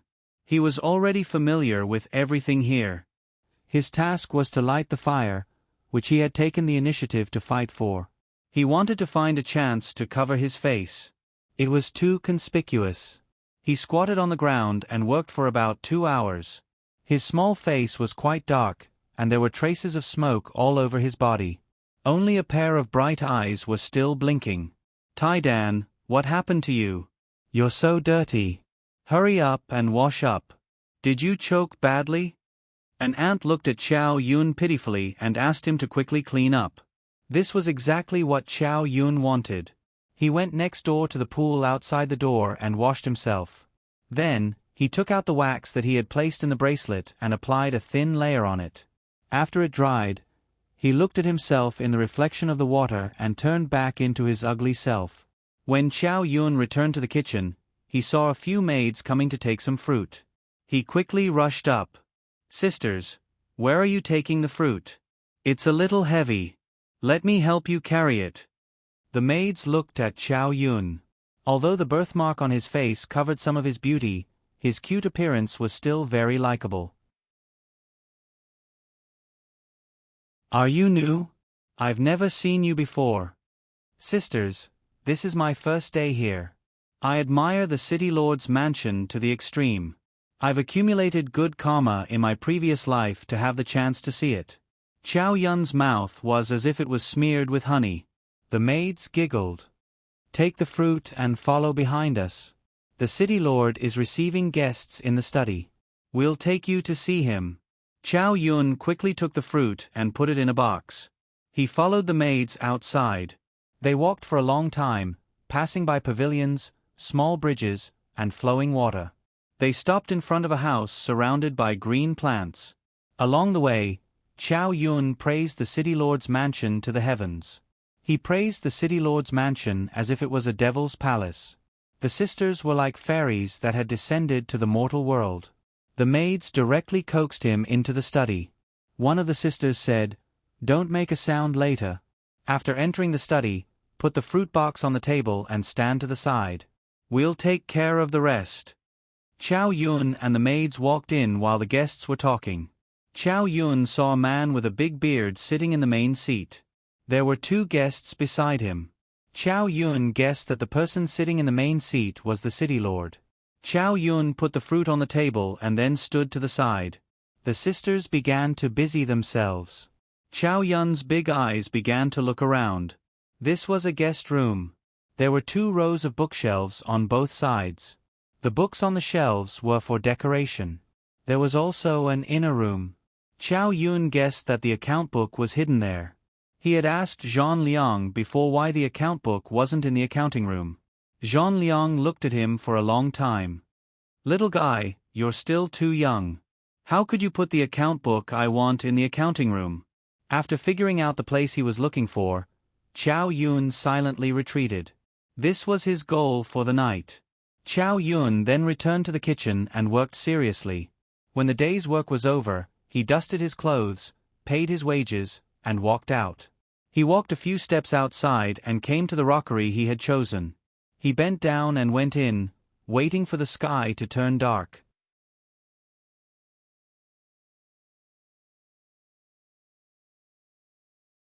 Chapter 359. Chow Yun, there's no one around. Why don't you run? Kong Xiaoming suggested to Chow Yun through the bracelet. Even if I run out of this door, I won't be able to escape Zhang Liang's control. This area is his territory. Chow Yun said calmly. Then you really have to help him steal the account book? Kong Xiaoming didn't know what to do. It's not certain if I can steal it. This place is much stricter than the city lord's mansion. Let's take it one step at a time. Chow Yun made a mark next to the rockery and directly took a nap in the rockery cave. It was not until late at night when the moonlight shone over the entire castle and the voices gradually faded away that Chow Yun opened her eyes and prepared to take action.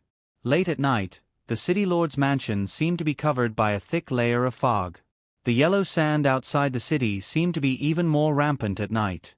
Chow Yun had just come out of the rockery when he heard the sound of the wind. It was like the beating of a drum in the distance, but also like the sound of a horn on a battlefield. Chow Yun tightened the cuffs on his hands and carefully observed the patrolling guards.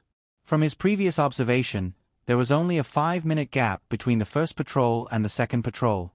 He needed to walk from the rockery to the study room and pass through 5 intersections. Even if he jogged, it would still take him 20 minutes. Chow Yun saw a small bridge about 100 meters away from him and rushed towards it. When he reached the side of the bridge, he flipped over and hid in the opening of the bridge. He spread his arms and legs wide open and grabbed onto the 4 stones at the bottom of the bridge. His entire body was like a gecko as his face faced Qi Yong below. The moonlight was covered by the fog and only a little could pass through. At this time, it was a great help to Chow Yun. He used all his strength to grab onto the stones and calculated the time it would take for the patrolling guards to pass through. Sure enough, after a while, a group of guards walked past. Chow Yun listened to the rhythmic footsteps above his head. Every vibration made his hands tremble. After such a long time, his fingers were about to turn stiff. His 10 fingers were already white and his forearms were trembling. Chow Yun almost couldn't hold on anymore. If he walked any slower, Chow Yun would fall into the pond. Chow Yun clenched his teeth and held on for a moment. When the last footstep left the bridge, he would be able to jump up. Wait, you guys go first. Suddenly, the servant who was walking at the back stopped and walked to the edge of the bridge. He unzipped his pants and peed into the pond. Chow Yun's right hand slipped and almost fell into the pond. At this critical moment, Chow Yun's small waist twisted along with his slipping arm, and the inertia sent him to the other side of the bridge. His legs kicked off, and his loosened hand grabbed upwards, reaching the edge of the bridge, while his other hand grabbed onto the edge of the bridge like a tiger claw. At this moment, Chow Yun's back was drenched in sweat. After a while, the sound of urinating stopped and the footsteps of the servant walked away.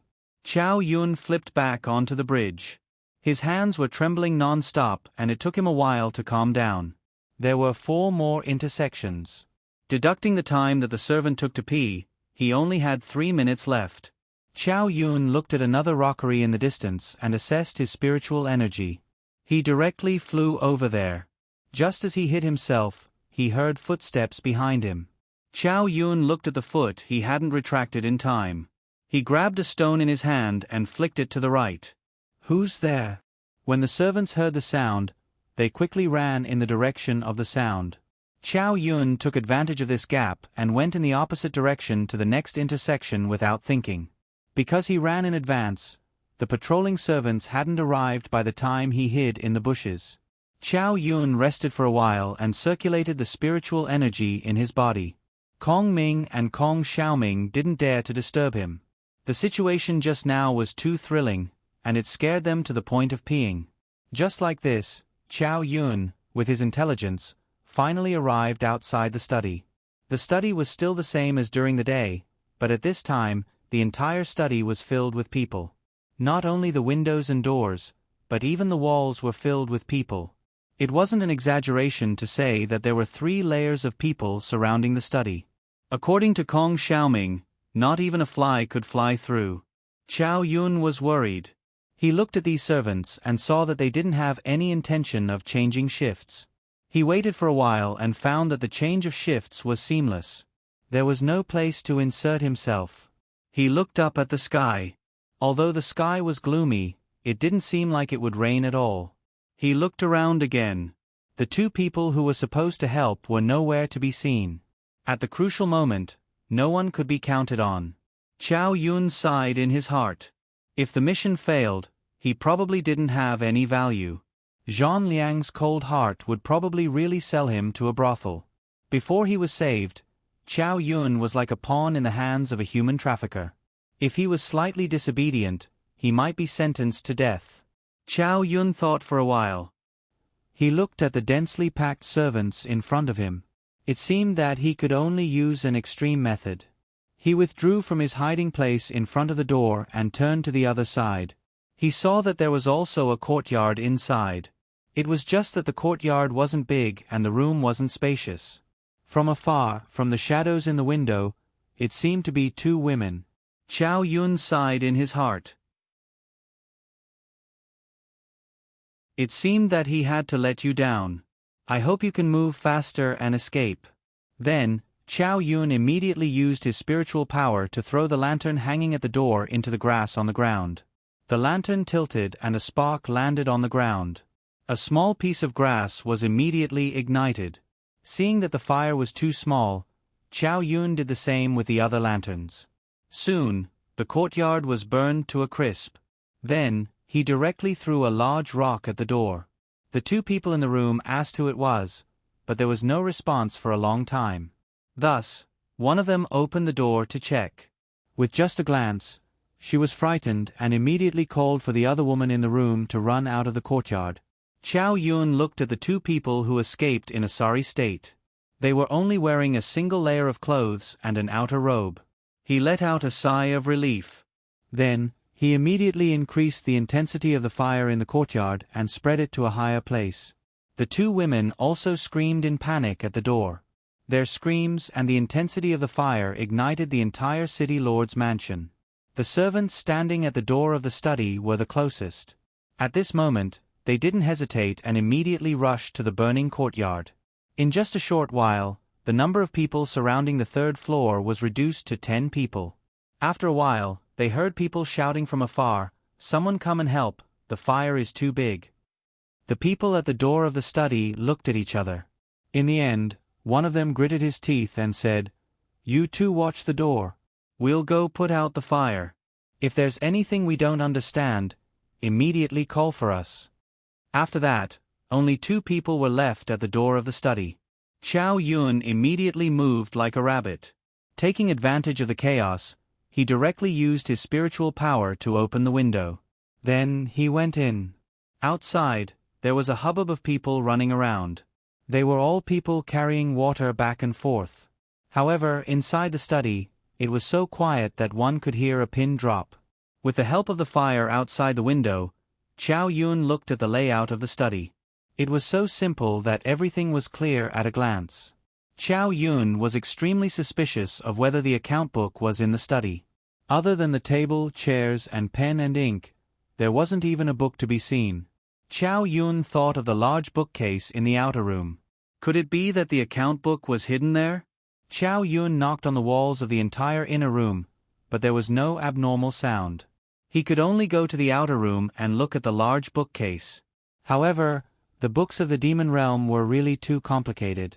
Chow Yun couldn't understand some of them at all. Chow Shao had taught him some of the simpler ones, but Chow Yun couldn't understand the complicated ones that were like scribbles. "Kong Ming, Kong Xiaoming, I'm counting on you. As long as it looks like an account book, pick it out for me," Chow Yun directly ordered. Kong Ming and Kong Xiaoming opened their eyes in the bracelet. They carefully scanned the large bookcase on both sides from top to bottom and picked out all the books with the word "account book" written on the cover. Chow Yun took a look. There were at least 20 account books picked out by the two. They were so thick that they were almost half the height of a person. How was he going to transport them out? Just as he was at his wit's end, Kong Ming and Kong Xiaoming reminded him, "Leave them with us. You can take them out together." Chow Yun's eyes lit up. That's right, How could he have forgotten about this space? He directly threw the books into the bracelet. With so many books, Kong Ming and Kong Xiaoming were overjoyed. The two of them began to read eagerly. Looking at the two of them, Chow Yun made a mental note to feed these two book spirits regularly so that they would be happy. Chow Yun's work was done. He took a few books from the bottom and top of the bookcase and placed them in the middle. This way, his line of sight would be fuller. He had to leave the city lord's mansion early tonight. He definitely wouldn't be able to stay until morning. Once the sun rose, the abnormality in the study would definitely be discovered. He looked at the blazing fire outside and climbed out of the window under everyone's eyes. He then ran directly into the crowd of people putting out the fire. The people putting out the fire were all in a sorry state and had dark faces. When Chow Yun rushed over, his face was already smeared with black mud. Seeing that someone had come to help, a servant stuffed a bucket to him and said, "Go and fill it with water." Chow Yun immediately ran in the direction of the kitchen. As he ran, he threw away the bucket and rushed to the door. He shouted to the servant guarding the door, "There's a fire inside. Go and put it out." After he shouted, he ran back. When the servant at the door heard him, he pulled him back and asked, "How big is the fire?" Chow Yun replied exaggeratedly, "It's already in the sky. Many houses are burning. I heard that many people have died." The servant at the door was shocked. His desire to watch the show overcame his desire to guard the door and said, "Help me watch for a while. I'll go and take a look. I'll be right back." After saying that, he didn't wait for Chow Yun's reply and ran away. Chow Yun opened the door a crack and sneaked back into the inn. He went straight to his room and took out the account books from the bracelet. He put them on the table and lay on the bed, too tired to get up.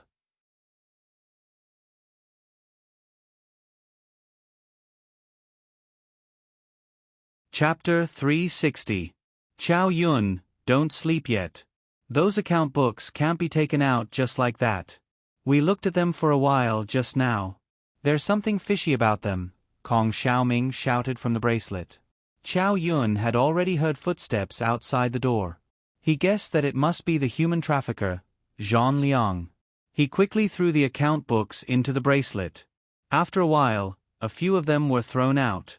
There were two left behind by Kong Ming and company. "Tai Dan, you're back?" Zhang Liang pushed open the door and looked at Chow Yun, who looked like a beggar. His smile was as amiable as if he had seen a money tree. "Come, eat first." With that said, he clapped his hands and someone immediately came forward to deliver food. Chow Yun didn't stand on ceremony and swept the food on the table clean. Zhang Liang watched him eat as he casually flipped through the account books on the table. When he was done flipping through them, he said to Chow Yun, "There's no time for you to wash them. I reckon they'll catch up soon. Let's go." The convoy was the first to leave the city gates at dawn. Not long after they left, they heard a voice from afar. It was urgent and hysterical. "Close the city gates. Close the city gates. Search the entire city." At the last moment before the city gates were closed, a beautiful figure rushed in just as the gates were about to close. Chow Yun's eyes glanced over and he immediately stood up from the carriage. His eyes instantly turned red, but he didn't manage to call out his mother as he was drowned in the yellow sand. Chow Yun sat in a daze as he watched Yen Ran disappear into the city. However, after a while, his eyes lit up again. His mother was already very close to him. The worry of being kidnapped for many days was like landing. His heart was at ease. He just had to hold on a little longer and he could go home. "What's wrong? Eat more. Why are you in a bad mood?"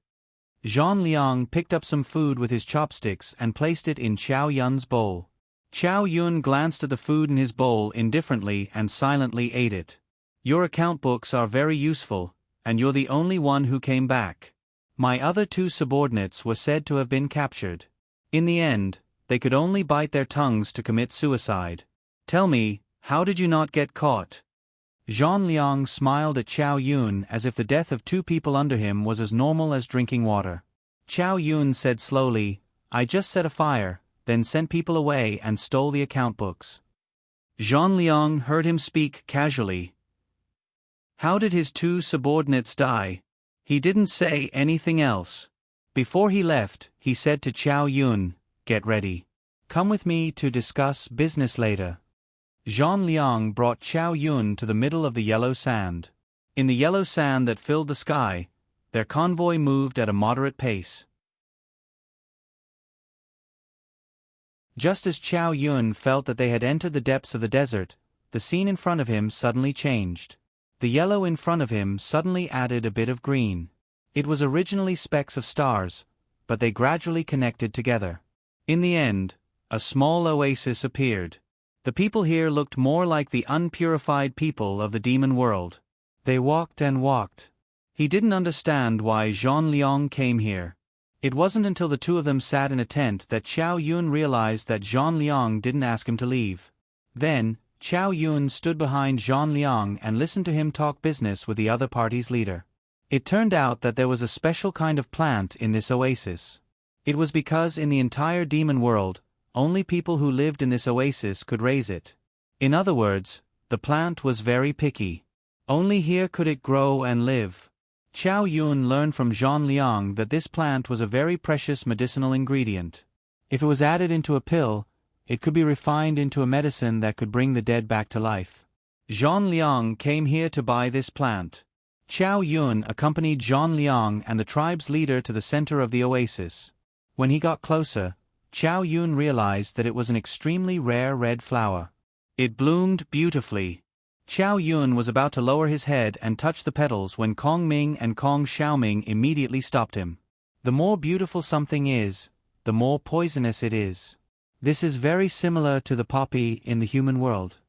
Chow Yun quickly retracted his hand. He looked at the large red flower. It bloomed beautifully. It was so red that it dripped with blood. It spread out like a red carpet on the ground. The only water source was irrigated from its roots. In a short while, it was sucked full. The originally withered leaves were now smiling again.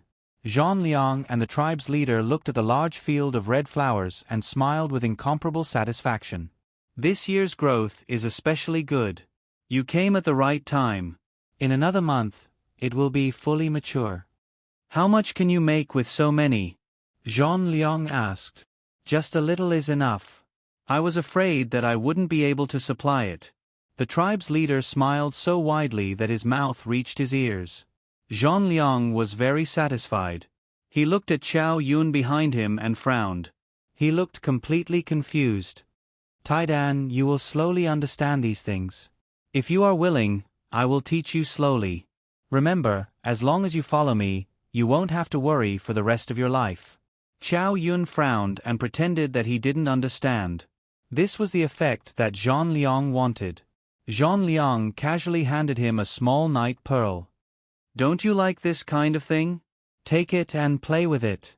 Yanran rushed through the city gate at the last moment. The wind and sand had blinded her eyes. She only saw a group of carriages slowly moving into the desert. She turned her head to take a look, but the city gate blocked her line of sight. Who are you? Tell me your name. A general guarding the city was leading his men to seal the city. He was shocked by the woman who suddenly rushed in. Yanran took out her waist token and showed it to the general. The general was shocked. So it was someone from the demon palace. Bring me to see your city lord. Yanran ordered. When the city lord heard that it was the crown prince's wife, he hurriedly knelt down and bowed.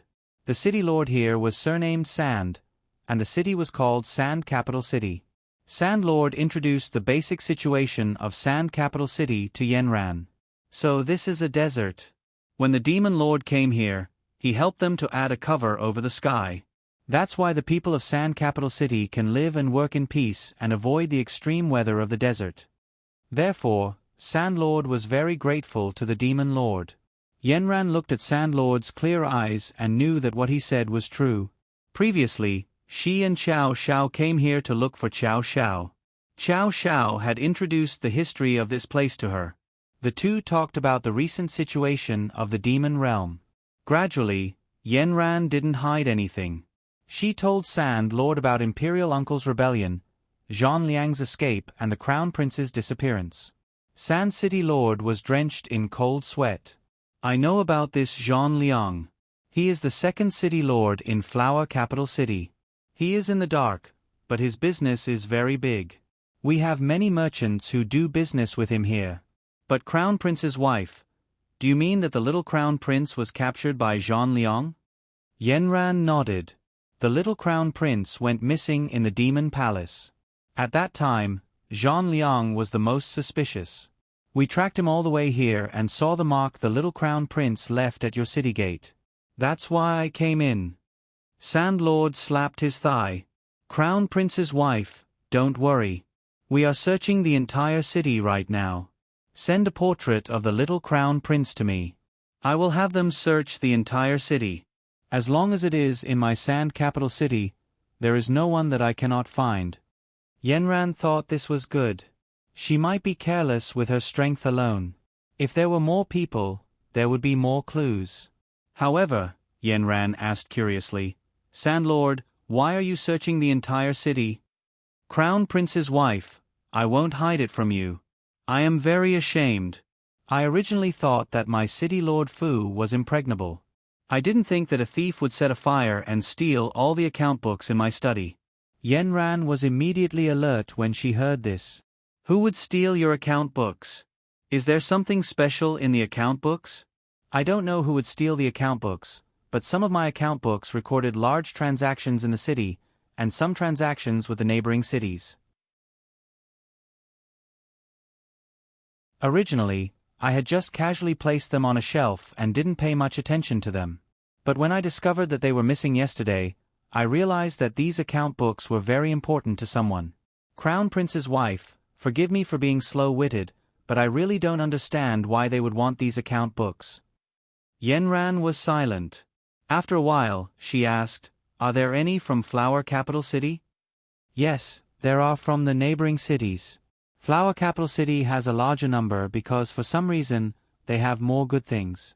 So we often go there to order some new things. However, Crown Prince's wife, I have heard rumors that their city is very close to the Yao realm.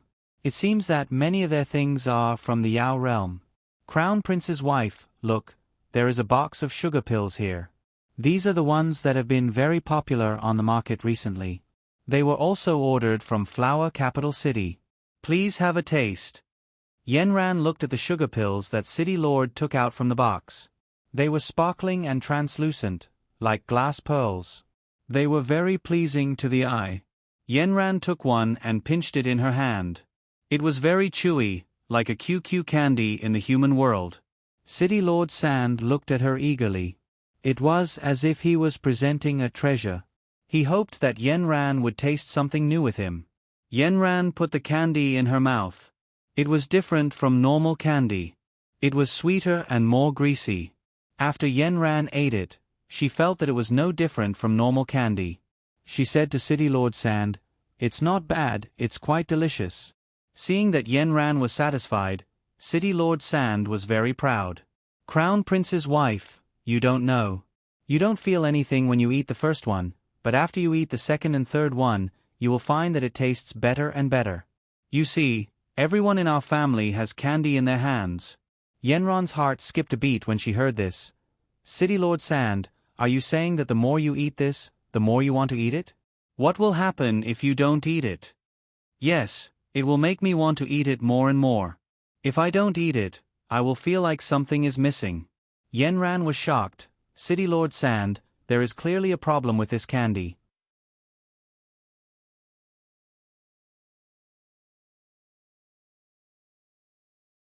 Chapter 361.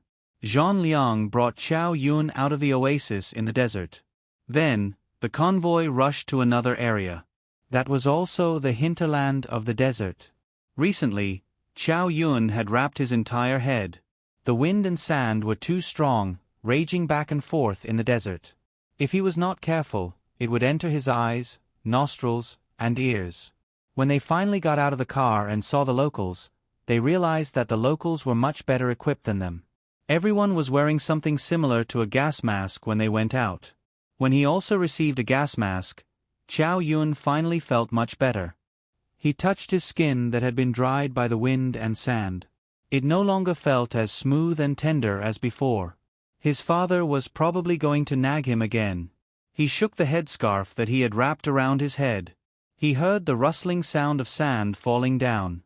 Some of it could not be shaken clean at all. It was embedded in the fibers of the headscarf just like that. Soon, the gas mask did not take long. Chow Yun followed Zhang Liang and the others through a hole made of sand and walked into an underground kingdom. There was an endless underground palace. There were thousands of people inside. At this moment, everyone was wrapped up tightly. There was not a single bit of exposed skin. Chow Yun's first impression was that he had come to a pharmaceutical factory. Hundreds and thousands of pharmacists were doing experiments. Zhang Liang led a group of people and followed the guide through the factory. It was obvious that Zhang Liang was very familiar with the guide. Zhang Liang directly called him Old Gon. Old Gon's stomach was very big. He was a typical person from the devil realm.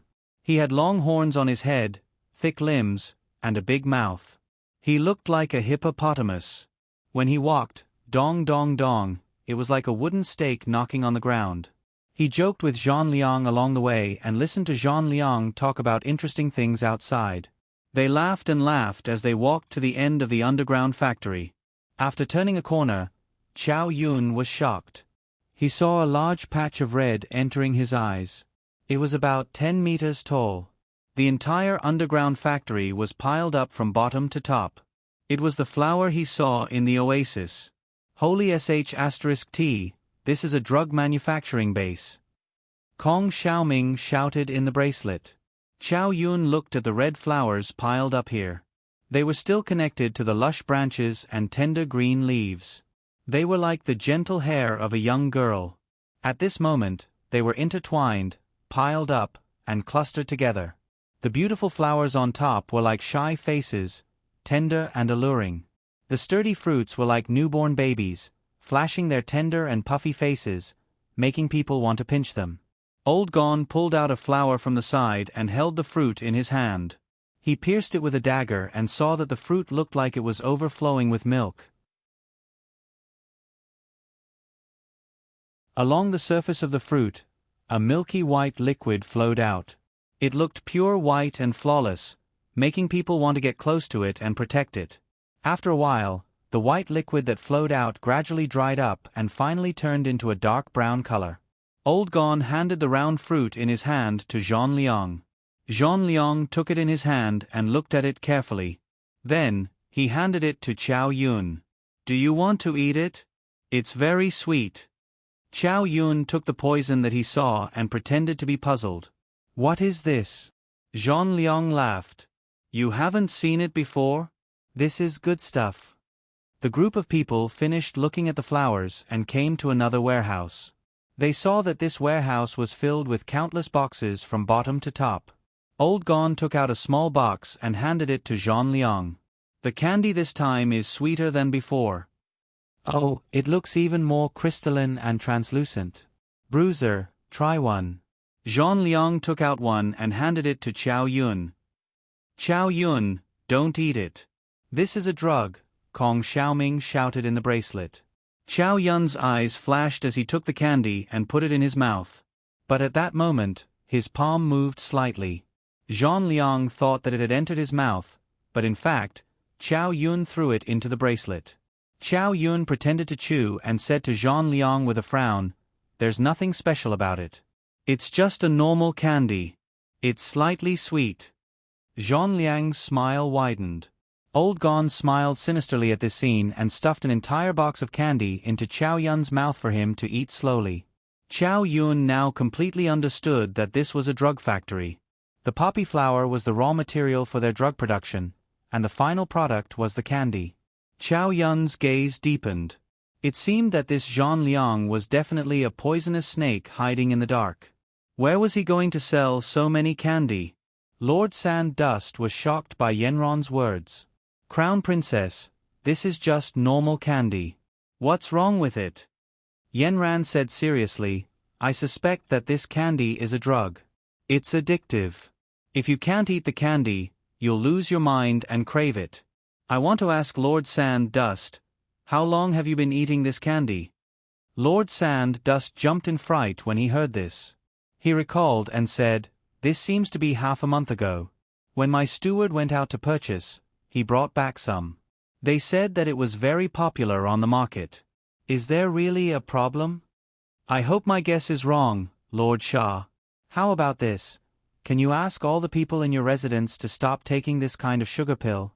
I want to see if something special will happen." "That's easy." Lord Sand Dust waved his hand. "Come, gather all the candy in the residence and put them in this hall." Yenran said in time, "This may not happen in a short while. How about this? I will draw a portrait of the little crown prince. When you send people to search, help take a look." Lord Sand Dust agreed.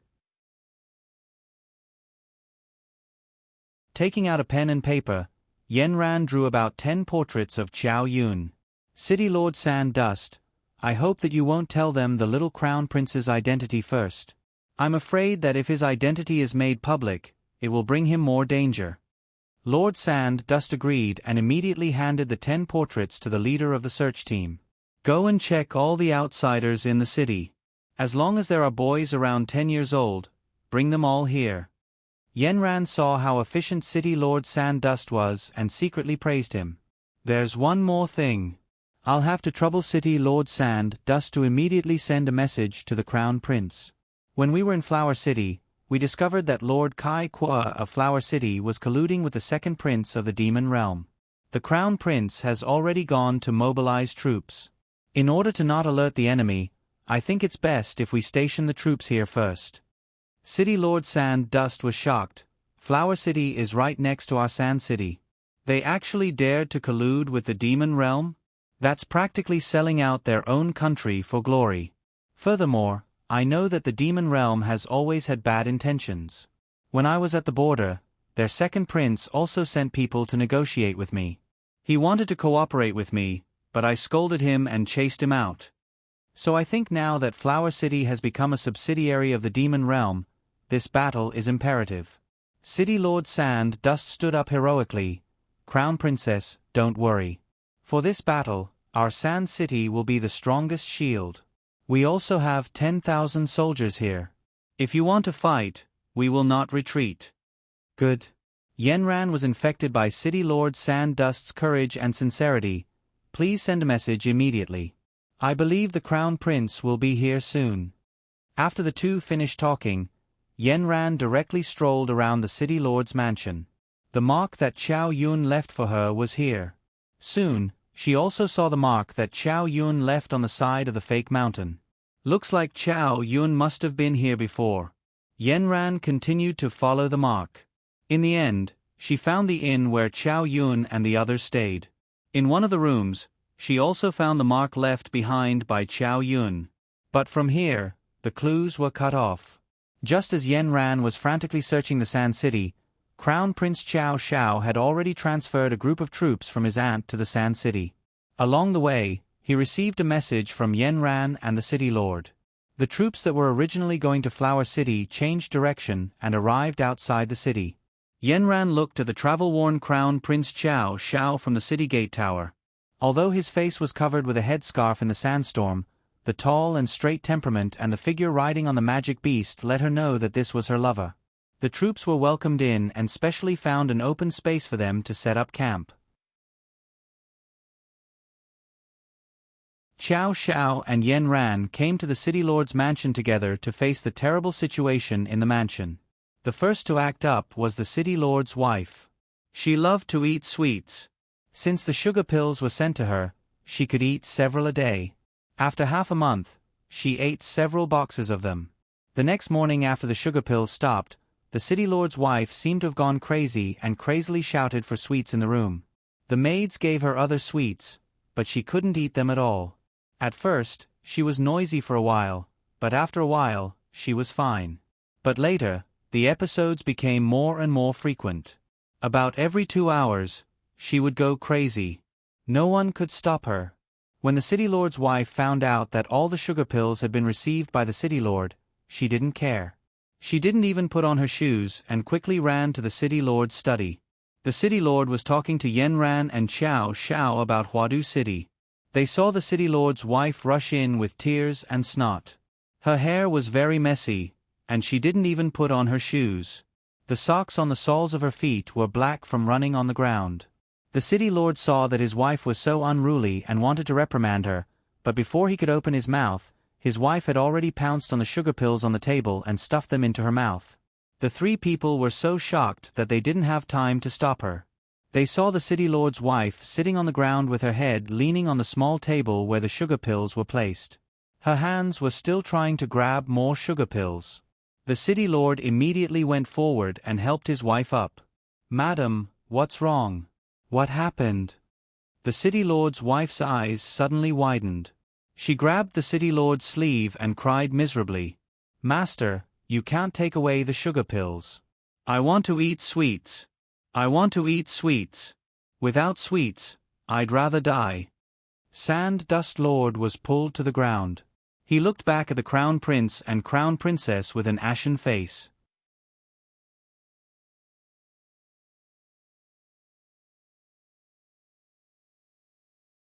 Chapter 362. Then, Lord Sand knelt at the Crown Prince's feet and cried, "Crown Prince, we were harmed by evil people. Please save our family." Xiao Xiao still didn't know what was going on, but when he looked at the appearance of the Sand City Lord's wife, he felt a sense of déjà vu in his heart. He suddenly turned his head to look at Yenran, who nodded at him. "It's drugs." Lord Sand then turned around and hugged his wife. He shouted outside, "Hurry up and call the doctor. Call the doctor." After a few minutes, the doctor still hadn't arrived. However, maids kept running in. "Miss can't take it anymore. She also needs sugar pills." After a while, someone came to report the housekeeper also collapsed. The repeated attacks confirmed that the sugar pills were drugs. Lord Sand's face was ashen. Finally, the doctor was dragged in.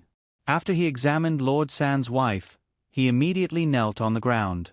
Lord Sand's illness is easy to cure, but it's difficult to cure. It's indeed a poison without an antidote in the world. Lord Sand's eyes suddenly widened. How can it be cured? The doctor pointed at the scattered sugar pills on the table. "As long as you eat this, you'll be fine. However, you have to keep eating it. Also, this sugar pill will make your body weaker and weaker. It's estimated that you'll only live for a year if you keep taking it." "A year what?" The doctor didn't dare to say. He knelt on the ground and shook his head. Lord Sand shouted, "If you have something to say, just say it. I won't punish you."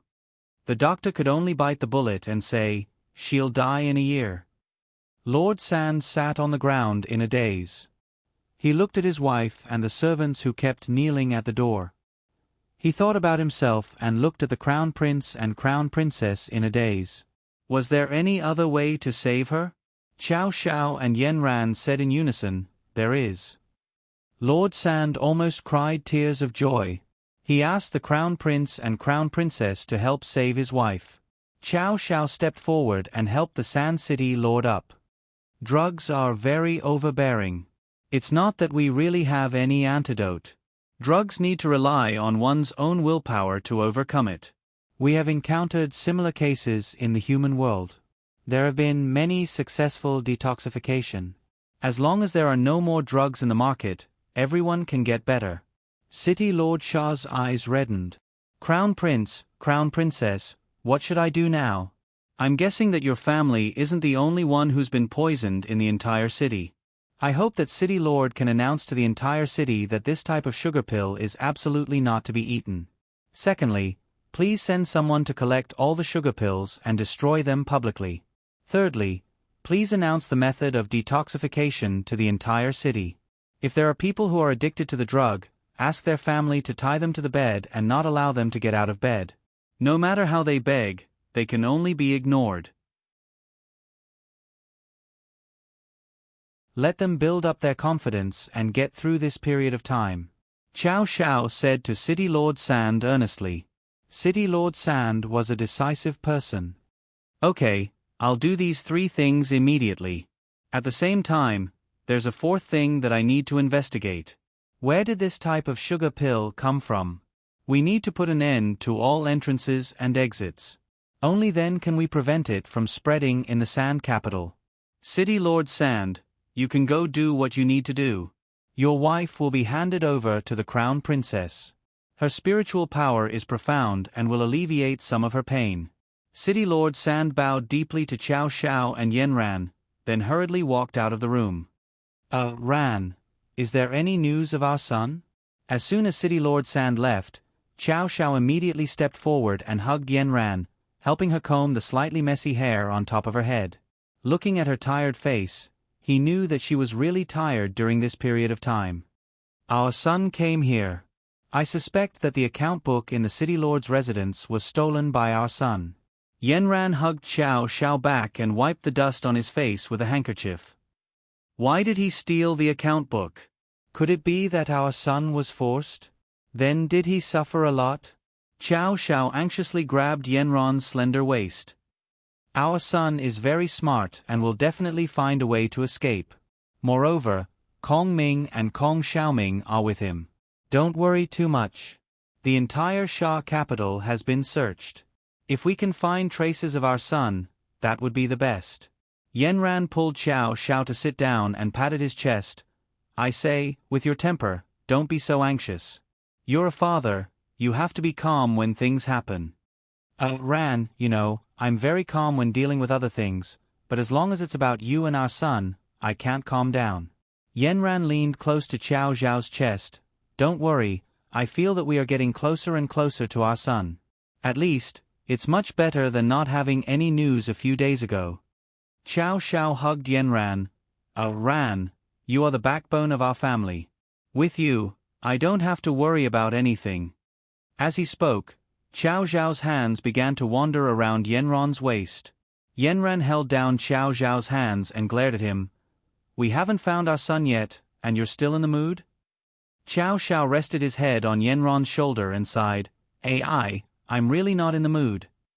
Qiao Yun now had a general understanding of Zhang Liang's business.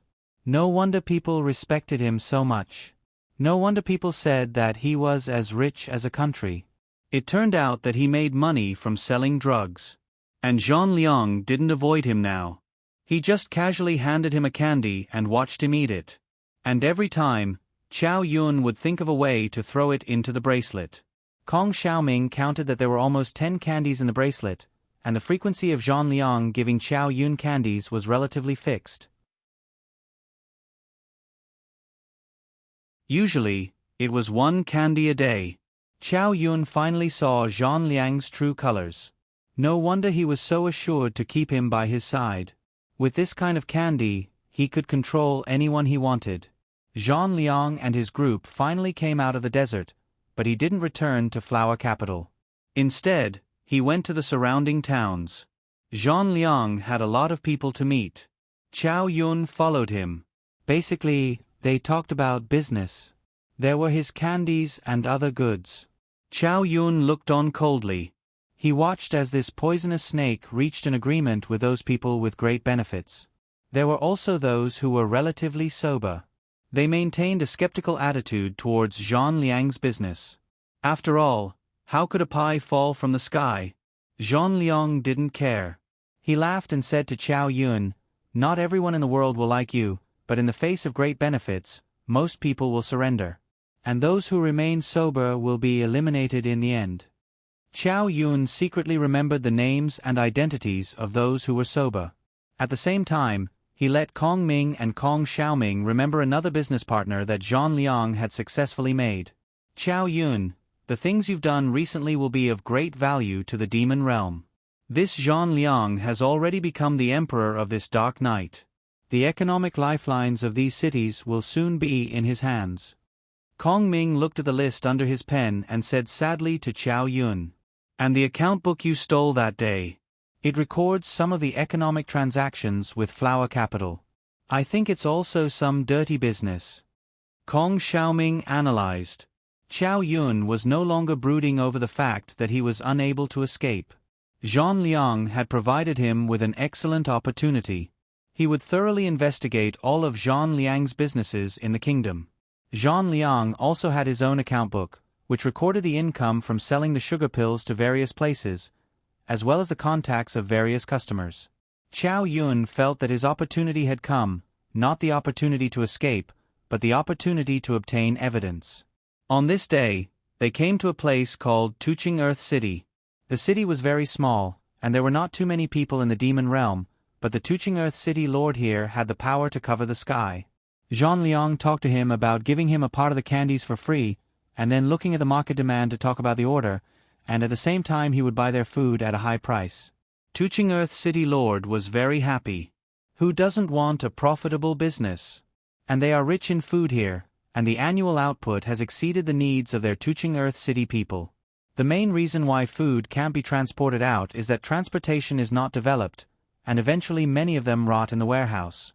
And Zhang Liang came here and gave him such a brilliant idea.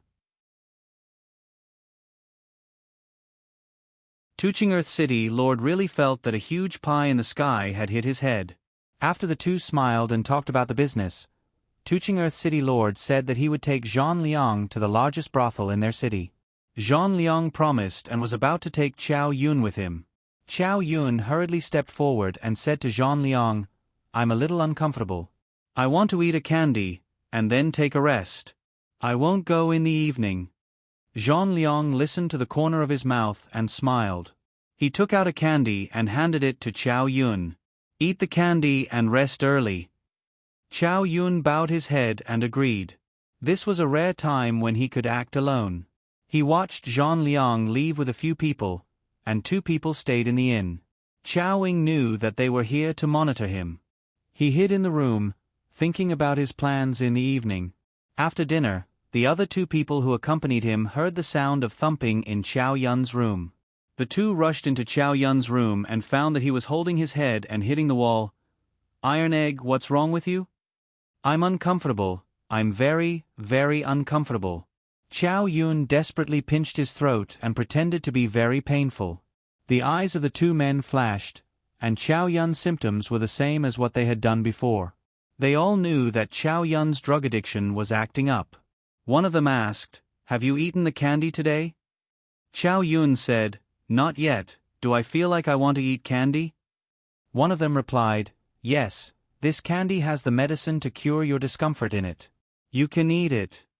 At this time, Chow Yun pretended to stagger and picked up the candy he put there from the table. With a wave of his hand, he put the candy into his throat in front of several people. Of course, he put it in the bracelet. Then one of them said, "You take a little rest, go to bed early, you will be fine in a while, the first time is always a little uncomfortable." After that, the 2 men looked at each other and walked out of Chow Yun's room. Then the 2 men did not leave directly, but listened at the door for a while. Chow Yun screamed a few times in bed, and then there was no movement. One of the 2 men pointed to the outside, and then quickly left the inn.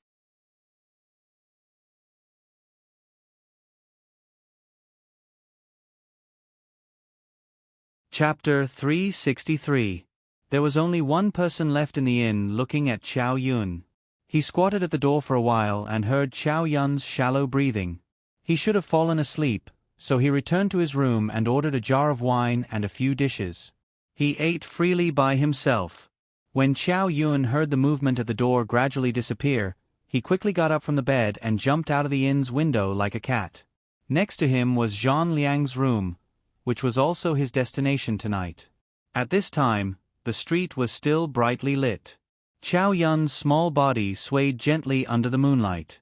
In the eyes of the people on the street, he had already crossed 2 windows and entered Zhang Liang's room. The room in the inn was not big, but Zhang Liang's room was still very luxurious. The entire carpet made the room quite warm. The candles on the table were lit all the time, so that the owner of the room would not see darkness when he returned. The 4 treasures of the study on the table were quite well prepared, so that the owner of the room could write and draw at any time. Chow Yun's room also had brush and ink, but it was obviously a grade lower than here. However, Chow Yun still brought the paper, brush, and ink from his room with him. He could not leave any traces in Zhang Liang's room. He quickly rummaged through the room. Kong Ming and Kong Xiaoming helped him quickly check the room. Perhaps Zhang Liang's heart was too strong, or perhaps Zhang Liang was recording the latest transaction before he left and did not have time to put it away, so he did not keep the account book in a very secure place. Soon, he found the account book he had seen before for Chow Yun. Then, Chow Yun put the paper and brush he brought on the table and quickly spread them out, and began to copy quickly. During this period of time, he had followed Zhang Liang and learned a lot of the words of the devil world. It was much better than before, so copying was quite smooth. He was always paying attention to the movements outside the door. During this time, 2 groups of people passed by the corridor. He was so scared that he quickly rolled up all his belongings and stuffed them into a bag. Then, he jumped out of the window and hid outside like a gecko. When the sound of the people passed, he jumped into the room again. When he was done, he quickly put the things he had copied into the bracelet and returned the original account book to its original place. He returned to his room and lay on the bed. His heart was still beating non-stop. Only then did he realize that he was covered in cold sweat. What he was most worried about was whether the person who was monitoring him had come to check on him. However, he did not hear any movement until he fell asleep at night. It was very difficult for the Sand City Lord's wife to get rid of the drug because she kept eating sugar pills. The dosage she took was much higher than that of ordinary people. Yanran used her spiritual power to help her pull out some of the toxins from her body, but drugs were different from other drugs. They would slowly damage the nerves in the brain. After being tied up for 5 days, Madame Shah completely fainted. During this time, her daughter also acted up. Yanran tied her daughter to the bed and stuffed a towel in her mouth so that her whole body could not move. After a few days, her daughter was the first to survive, but Sand City Lord also fell down. Yanran was constantly busy in this cycle of saving people, and Xiao Xiao had to be responsible for the operation of the entire Sand City during the absence of Sand City Lord. All the foreign boys around the age of 6,000 were brought to the Sand City Lord's mansion, but none of them was Chow Yun. Xiao Xiao was so angry that he even had a pimple on his face. He simply devoted himself to chasing the source of the sugar pills. The soldiers of the Sand City watched as their noble crown prince, wearing a self-made mask, led them through the streets and alleys. All the merchants who sold sugar pills were arrested and interrogated one by one. Those who had not seen the Crown Prince's magnificent appearance all speculated that the Crown Prince of the Devil World was too ugly to be seen. Looking at the Crown Prince's magnificent appearance, they all shook their heads. It was a pity that he had such a body. The Crown Prince did not care what they thought in their hearts. These merchants dared to sell sugar pills. If they did not confess the mastermind, they would not be able to pass the interrogation. There were also soldiers below who said, "The Crown Prince should not know that this is poison. If they don't know that this is poison, then they will be guilty of negligence. If they know that this is poison, then they will be even more guilty. In any case, they will not be forgiven." The entire Sand City, through the people in the streets and alleys, finally learned that this type of sugar pill was poison. The most pitiful were the children in the city. The temptation of candy was too great for them. All the pharmacies and doctors doubled the consultation fees, but they were still unable to cure them. There were even some children who could not endure the torture of the sugar pills and directly died. Xiao Xiao quickly issued a treatment plan, but looking at the pleading eyes of the children at home and the tears in their eyes, which parent did not feel distressed? In the end, there were many people kneeling in front of the Sand City Lord's mansion. Xiao Xiao had no choice but to order people to set up a temporary clinic in the area. He said to the parents, "If you are willing to send your children here to be detoxified, you will not have to personally bear the child's pain. But if the child cannot endure it, be prepared to lose her." Some parents really could not endure this kind of torment at home and really sent their children to this clinic. The clinic was completely under martial law. No one was allowed to enter or leave, but the painful whimpers that came from inside could still be heard throughout the night. At this time, Xiao Xiao could not go anywhere. He stood guard at the door of the temporary clinic. The responsibility on his shoulders was too heavy. These children were the hope of the family. Saving as many as he could would be a good thing. Yanran was the same. She ran between the clinic and the Sand City Lord's mansion. Every day, She would think of ways to absorb some poison from their bodies to alleviate some of the children's pain. At this time, although Chow Yun's safety was constantly on their minds, standing in front of the two crown princes and crown princess were even more children. What they needed to do was to save them first. About half a month passed like this. The Sand Lord was the first to endure.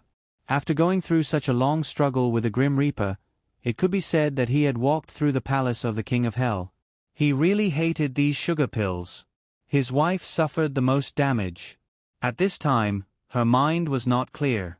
Although her life was saved, her nervous system had been damaged. After the Sand City Lord succeeded in detoxifying the poison, the first thing he did was to gather all the citizens in a square in the entire Sand City to come and watch. He piled up the boxes of sugar pills collected from the Sand City. There were many soldiers and citizens around. Some citizens saw the sugar pills and rushed in as if they did not care about their lives, wanting to snatch one or two. But because of Qiao Zhao's devil qi, everyone was shocked outside. Qiao Zhao simply set up a layer of enchantment around the sugar pills. The Sand City Lord personally lit the fire to burn the poison that had harmed hundreds of thousands of people in the Sand City. The raging fire burned in the enchantment of the square for 3 days and 3 nights. Finally, the thick smoke completely covered the enchantment. Yanran directly tore a small hole in the cover of the sky and let the thick smoke out. The Sand Lord said loudly, "This is a poison that harms people. Once infected, it is very difficult to cure. This poison has harmed tens of thousands of people in the Sand City. Many families have been torn apart, and many families have gone bankrupt because of their children. We must catch the culprit who sold the poison. I call on all the citizens in the city to take action. As long as you have any clues, provide them to us. We will reward you handsomely. Also, please pass on the dangers of these poisons to your friends and family. The other cities around us are probably suffering from them as well. Use your mouths to spread the word. One more word can save one more life." His Highness the Crown Prince directly transformed and doubled his size. Then, he rolled the remains of the sugar pills into a big ball and directly broke through the cover of the sky.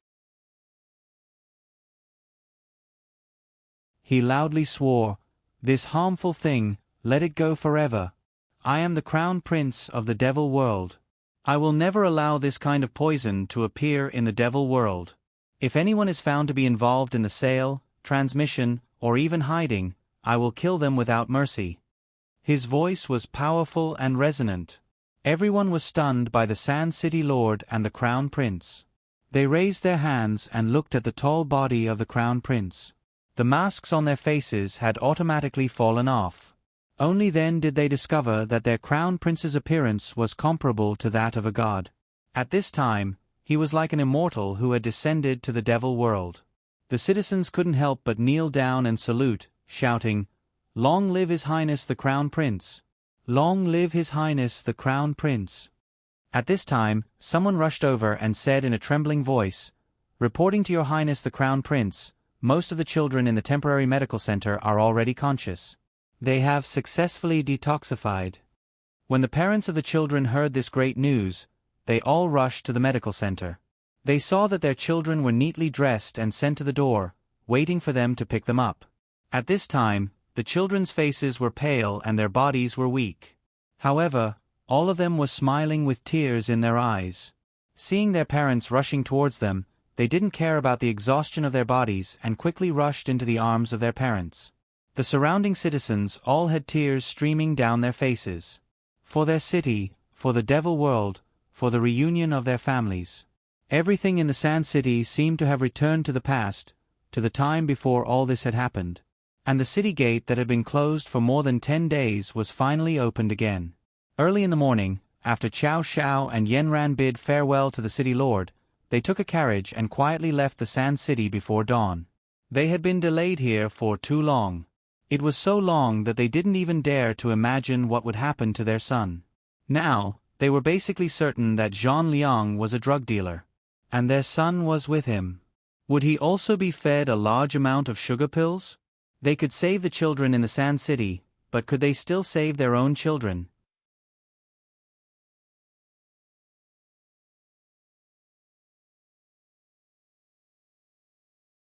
Chapter 364. Recently, Zhang Liang's days have been hard. Qiao Yun found that he had a big temper. His smiling face gradually became gloomy. Like a poisonous scorpion, he often stared at the people around him. Qiao Yun felt that he was suspicious of everyone around him, including himself. Recently, some customers who had already talked business with Zhang Liang have asked for a return, and his goods have been blacklisted by several surrounding cities. Even he himself has been posted on the streets and alleys. It was said everywhere that he sold poison, the kind of poison that can kill people. They were directly blown out of Tuqing City that day. In the evening, Tuqing City's lord and Zhang Liang called each other brothers. They were in the brothel for a whole night. The next day, they were going to sign the agreement. Unexpectedly, the news from outside the city scared Tuqing City's lord. He rushed directly to Zhang Liang's inn and picked him up from the bed. "The sugar pill you sold me is poison?" Zhang Liang naturally refused to admit it. But whether he admits it or not, the thorn in Tuqing City's lord's heart is planted. The seed of doubt is growing bigger and bigger, and has grown into a towering tree in his heart. He is the city lord of a city. He does not want his people in the city to die in the hands of his decision. He simply broke the contract and drove Zhang Liang and his party out. Finally, Tuqing City's lord said, "Even if my food is rotten and fed to the dog, it will not be cheap for you, a liar." Looking at the tightly closed city gate behind him, Zhang Liang was shaking, and the veins on his face were straight. He had never experienced such treatment. He was the only one who harmed others, when it was others' turn to harm him. He gloomily got on the carriage and went to other cities with a group of people. But other cities are even more excessive. His men saw Zhang Liang's portrait at the gate of the city. He was so scared that he immediately ran back and reported to Zhang Liang, "Master, you are wanted in this city. I don't think you should go in." Zhang Liang didn't believe it. He sent Qiao Yun to investigate again. Qiao Yun made a mark in the corner and nodded to Zhang Liang when he came back. Zhang Liang's face turned even darker. Everything that had been going smoothly had been ruined just like that. Although he already knew that these people would be poisoned one day, he didn't expect that they would find out about him so quickly. He couldn't avoid the few cities that he went to. In the end, he had no choice but to return to his old nest, Huadu City. He did not promote his poison pills on a large scale here, because this was his own world. Other than a few people he had to control, such as Qiao Yun, everything was so happy and peaceful. However, no matter how closed the city gates were, there was still information coming in from the outside. The news of Zhang Liang selling drugs in other places had somehow reached City Lord Kai's ears. The first one to come to Zhang Liang was the second prince of the demon realm. Qiao Yun was now a true first-class servant. After returning to Flower Capital, he followed Zhang Liang back to the manor. What was slightly different from before was that he finally had a room of his own. It was in a side courtyard beside Zhang Liang's main house. The way the rest of the family looked at Qiao Yun had changed substantially. Even the housekeeper who had slapped him sent gifts as an apology. He asked about his well-being and was warm and considerate, making Qiao Yun feel as if the housekeeper had changed into a different person. On this day, he had just woken up and was about to greet Zhang Liang when he saw the housekeeper leading a person to Zhang Liang's main house in a hurry. This person's face was full of malice. The atmosphere was so gloomy that it seemed like dark clouds had already covered his head. He hurriedly followed the housekeeper to the door. The housekeeper knocked 3 times, only to hear Zhang Liang's leisurely reply, "Wait." This person pushed the housekeeper away and kicked the door. Then he rushed in. The housekeeper opened his mouth, but didn't say a word. Qiao Yun happened to be at the door. Seeing this scene, he couldn't help but widen his eyes. He quietly asked the housekeeper, "Who is this person?" The housekeeper shook his head gently, meaning that this person couldn't be offended. Qiao Yun could only wait at the door with the housekeeper. Just as this person kicked the door open, a woman's scream came from the door. Then, a woman with disheveled clothes was chased out of the room. Then, the door closed. Zhang Liang and that person didn't come out of the room for the whole morning. Qiao Yun and the housekeeper stood at the door. They heard knocking sounds coming from inside, as if something heavy was slamming against the wall. In the end, it fell to the ground, followed by the sound of tables and chairs shattering. After that person walked out of the room, the housekeeper and Chow Yun went in to take a look. It was a mess inside. All the furniture was broken. The bed in the room was split in half. Zhang Liang was only wearing his underwear and bleeding from the corner of his mouth. He was sitting by the wall in a sorry state. The housekeeper and Chow Yun quickly went forward to help Zhang Liang up, but Zhang Liang didn't appreciate it at all. He pushed their hands away and stood up with difficulty. The housekeeper hurriedly brought a chair over and Zhang Liang sat on it. He wiped the blood from the corner of his mouth with one hand and stared at Chow Yun and the housekeeper with the other two hawk-like eyes. No one is allowed to speak of today's matter. Otherwise, all of you will be executed. The housekeeper lowered his head and said, "I'll call a doctor for you." "No need. Bring my medicine over and bring the medicine box over. Bandage my wounds and tidy up the room." The housekeeper nodded in agreement. After the wounds were treated, the housekeeper and Chow Yun carried Zhang Liang to another main room. Everything finally returned to normal. Chow Yun then asked the housekeeper, "Who is that person? Why did he dare to hit Mr. Zhang?" "That's the second prince of the demon world.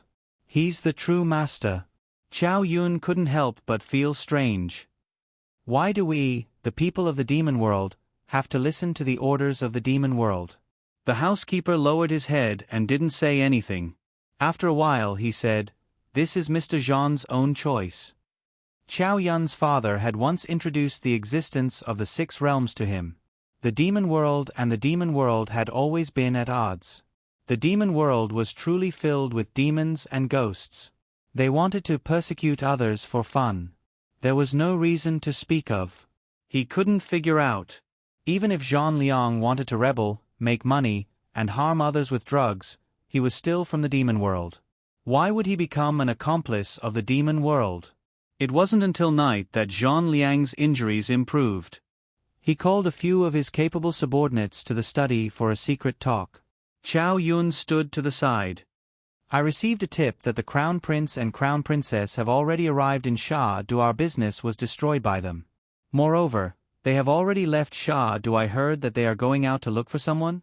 Go to Sha Do now and carefully find out who they are looking for. Then, we must find him first. During this period of time, all external contact is to be suspended. Everyone is to withdraw and hide in the dark. After the Crown Prince and Crown Princess leave, we will plan for the future." Everyone obeyed and left. Chow Yun's back was already drenched in sweat. He also wanted to leave the study with the others, but he didn't expect Zhang Liang to stop him. "Chow Yun, go get a few jars of wine and ask the kitchen to make a few dishes." Chow Yun had no choice but to bring a few jars of wine over. After the dishes were served, Zhang Liang had no intention of letting him go, so he could only stand to the side and serve. Seeing Zhang Liang drinking cup after cup, Zhang Liang stared at Chow Yun. "Sit down and drink with me." Chow Yun shook his head. "I'm still young. I don't know how to drink. You promised me that you wouldn't force me to drink." Zhang Liang narrowed his eyes dangerously. "You dare to resist me? You have been by my side for some time. I admire your wit and talent, so I kept you by my side. But you have to know that I want my people to obey me absolutely. Otherwise, no matter how capable you are, I won't use you. Sit down and drink for me." Chow Yun still wanted to refuse, but when he saw Zhang Liang's slightly tipsy and dangerous eyes, he knew that if he resisted now, only death would await him. He could only sit down, pick up the wine cup, and take a sip. The pungent smell of alcohol flowed down his throat and into his stomach, causing Chow Yun to feel extremely uncomfortable. He coughed violently, and at the same time, he kept fanning his mouth with his hand. Zhang Liang laughed loudly. "Just a small sip and it's already so spicy." He pulled Chow Yun to his side and forcefully hooked his neck. He picked up the wine cup in front of him and poured it into Chow Yun's mouth. Chow Yun couldn't resist at all. At this time, Zhang Liang's eyes were already red. He strangled Qiao Yun's neck and smiled cruelly. Because he drank too quickly, he couldn't drink the wine at all. It flowed down the corner of his mouth and soaked the clothes on Qiao Yun's chest. Qiao Yun struggled with all his might. At this time, he didn't care whether Zhang Liang would kill him or not. He only knew that he was on the verge of death. His neck was in pain from being strangled, and Zhang Liang's ferocious face was magnified in front of his eyes. Zhang Liang kept shouting, "Drink for me. If you don't drink this jar today, don't think about leaving this door." Zhang Liang was like a madman. At this time, he had completely vented all the grievances he suffered during the day on Qiao Yun. Seeing Qiao Yun flailing his limbs and struggling in his hands with a pained expression on his face, he felt extremely satisfied. If he was unhappy, why should he let others be happy? He wanted to torture Qiao Yun and let him experience what pain was.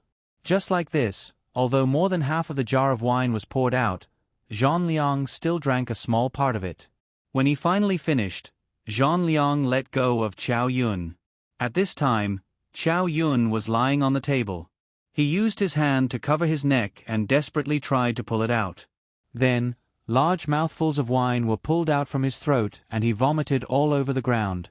Zhang Liang looked at Qiao Yun dangerously and slapped him. "You actually dare to vomit the wine I gave you?" Qiao Yun was slapped into the corner of the table. His forehead was hit and blood flowed down. When Zhang Liang saw that there was blood, he became even more excited. He picked up a wine jar, stepped on the table with one foot, and boldly drank the entire jar. Then, he threw the wine jar on the ground and the broken pieces splattered all over Qiao Yun. You're tuning in to the Narrate and Escape YouTube channel. Don't forget to subscribe and join us on this journey to catch the most captivating stories.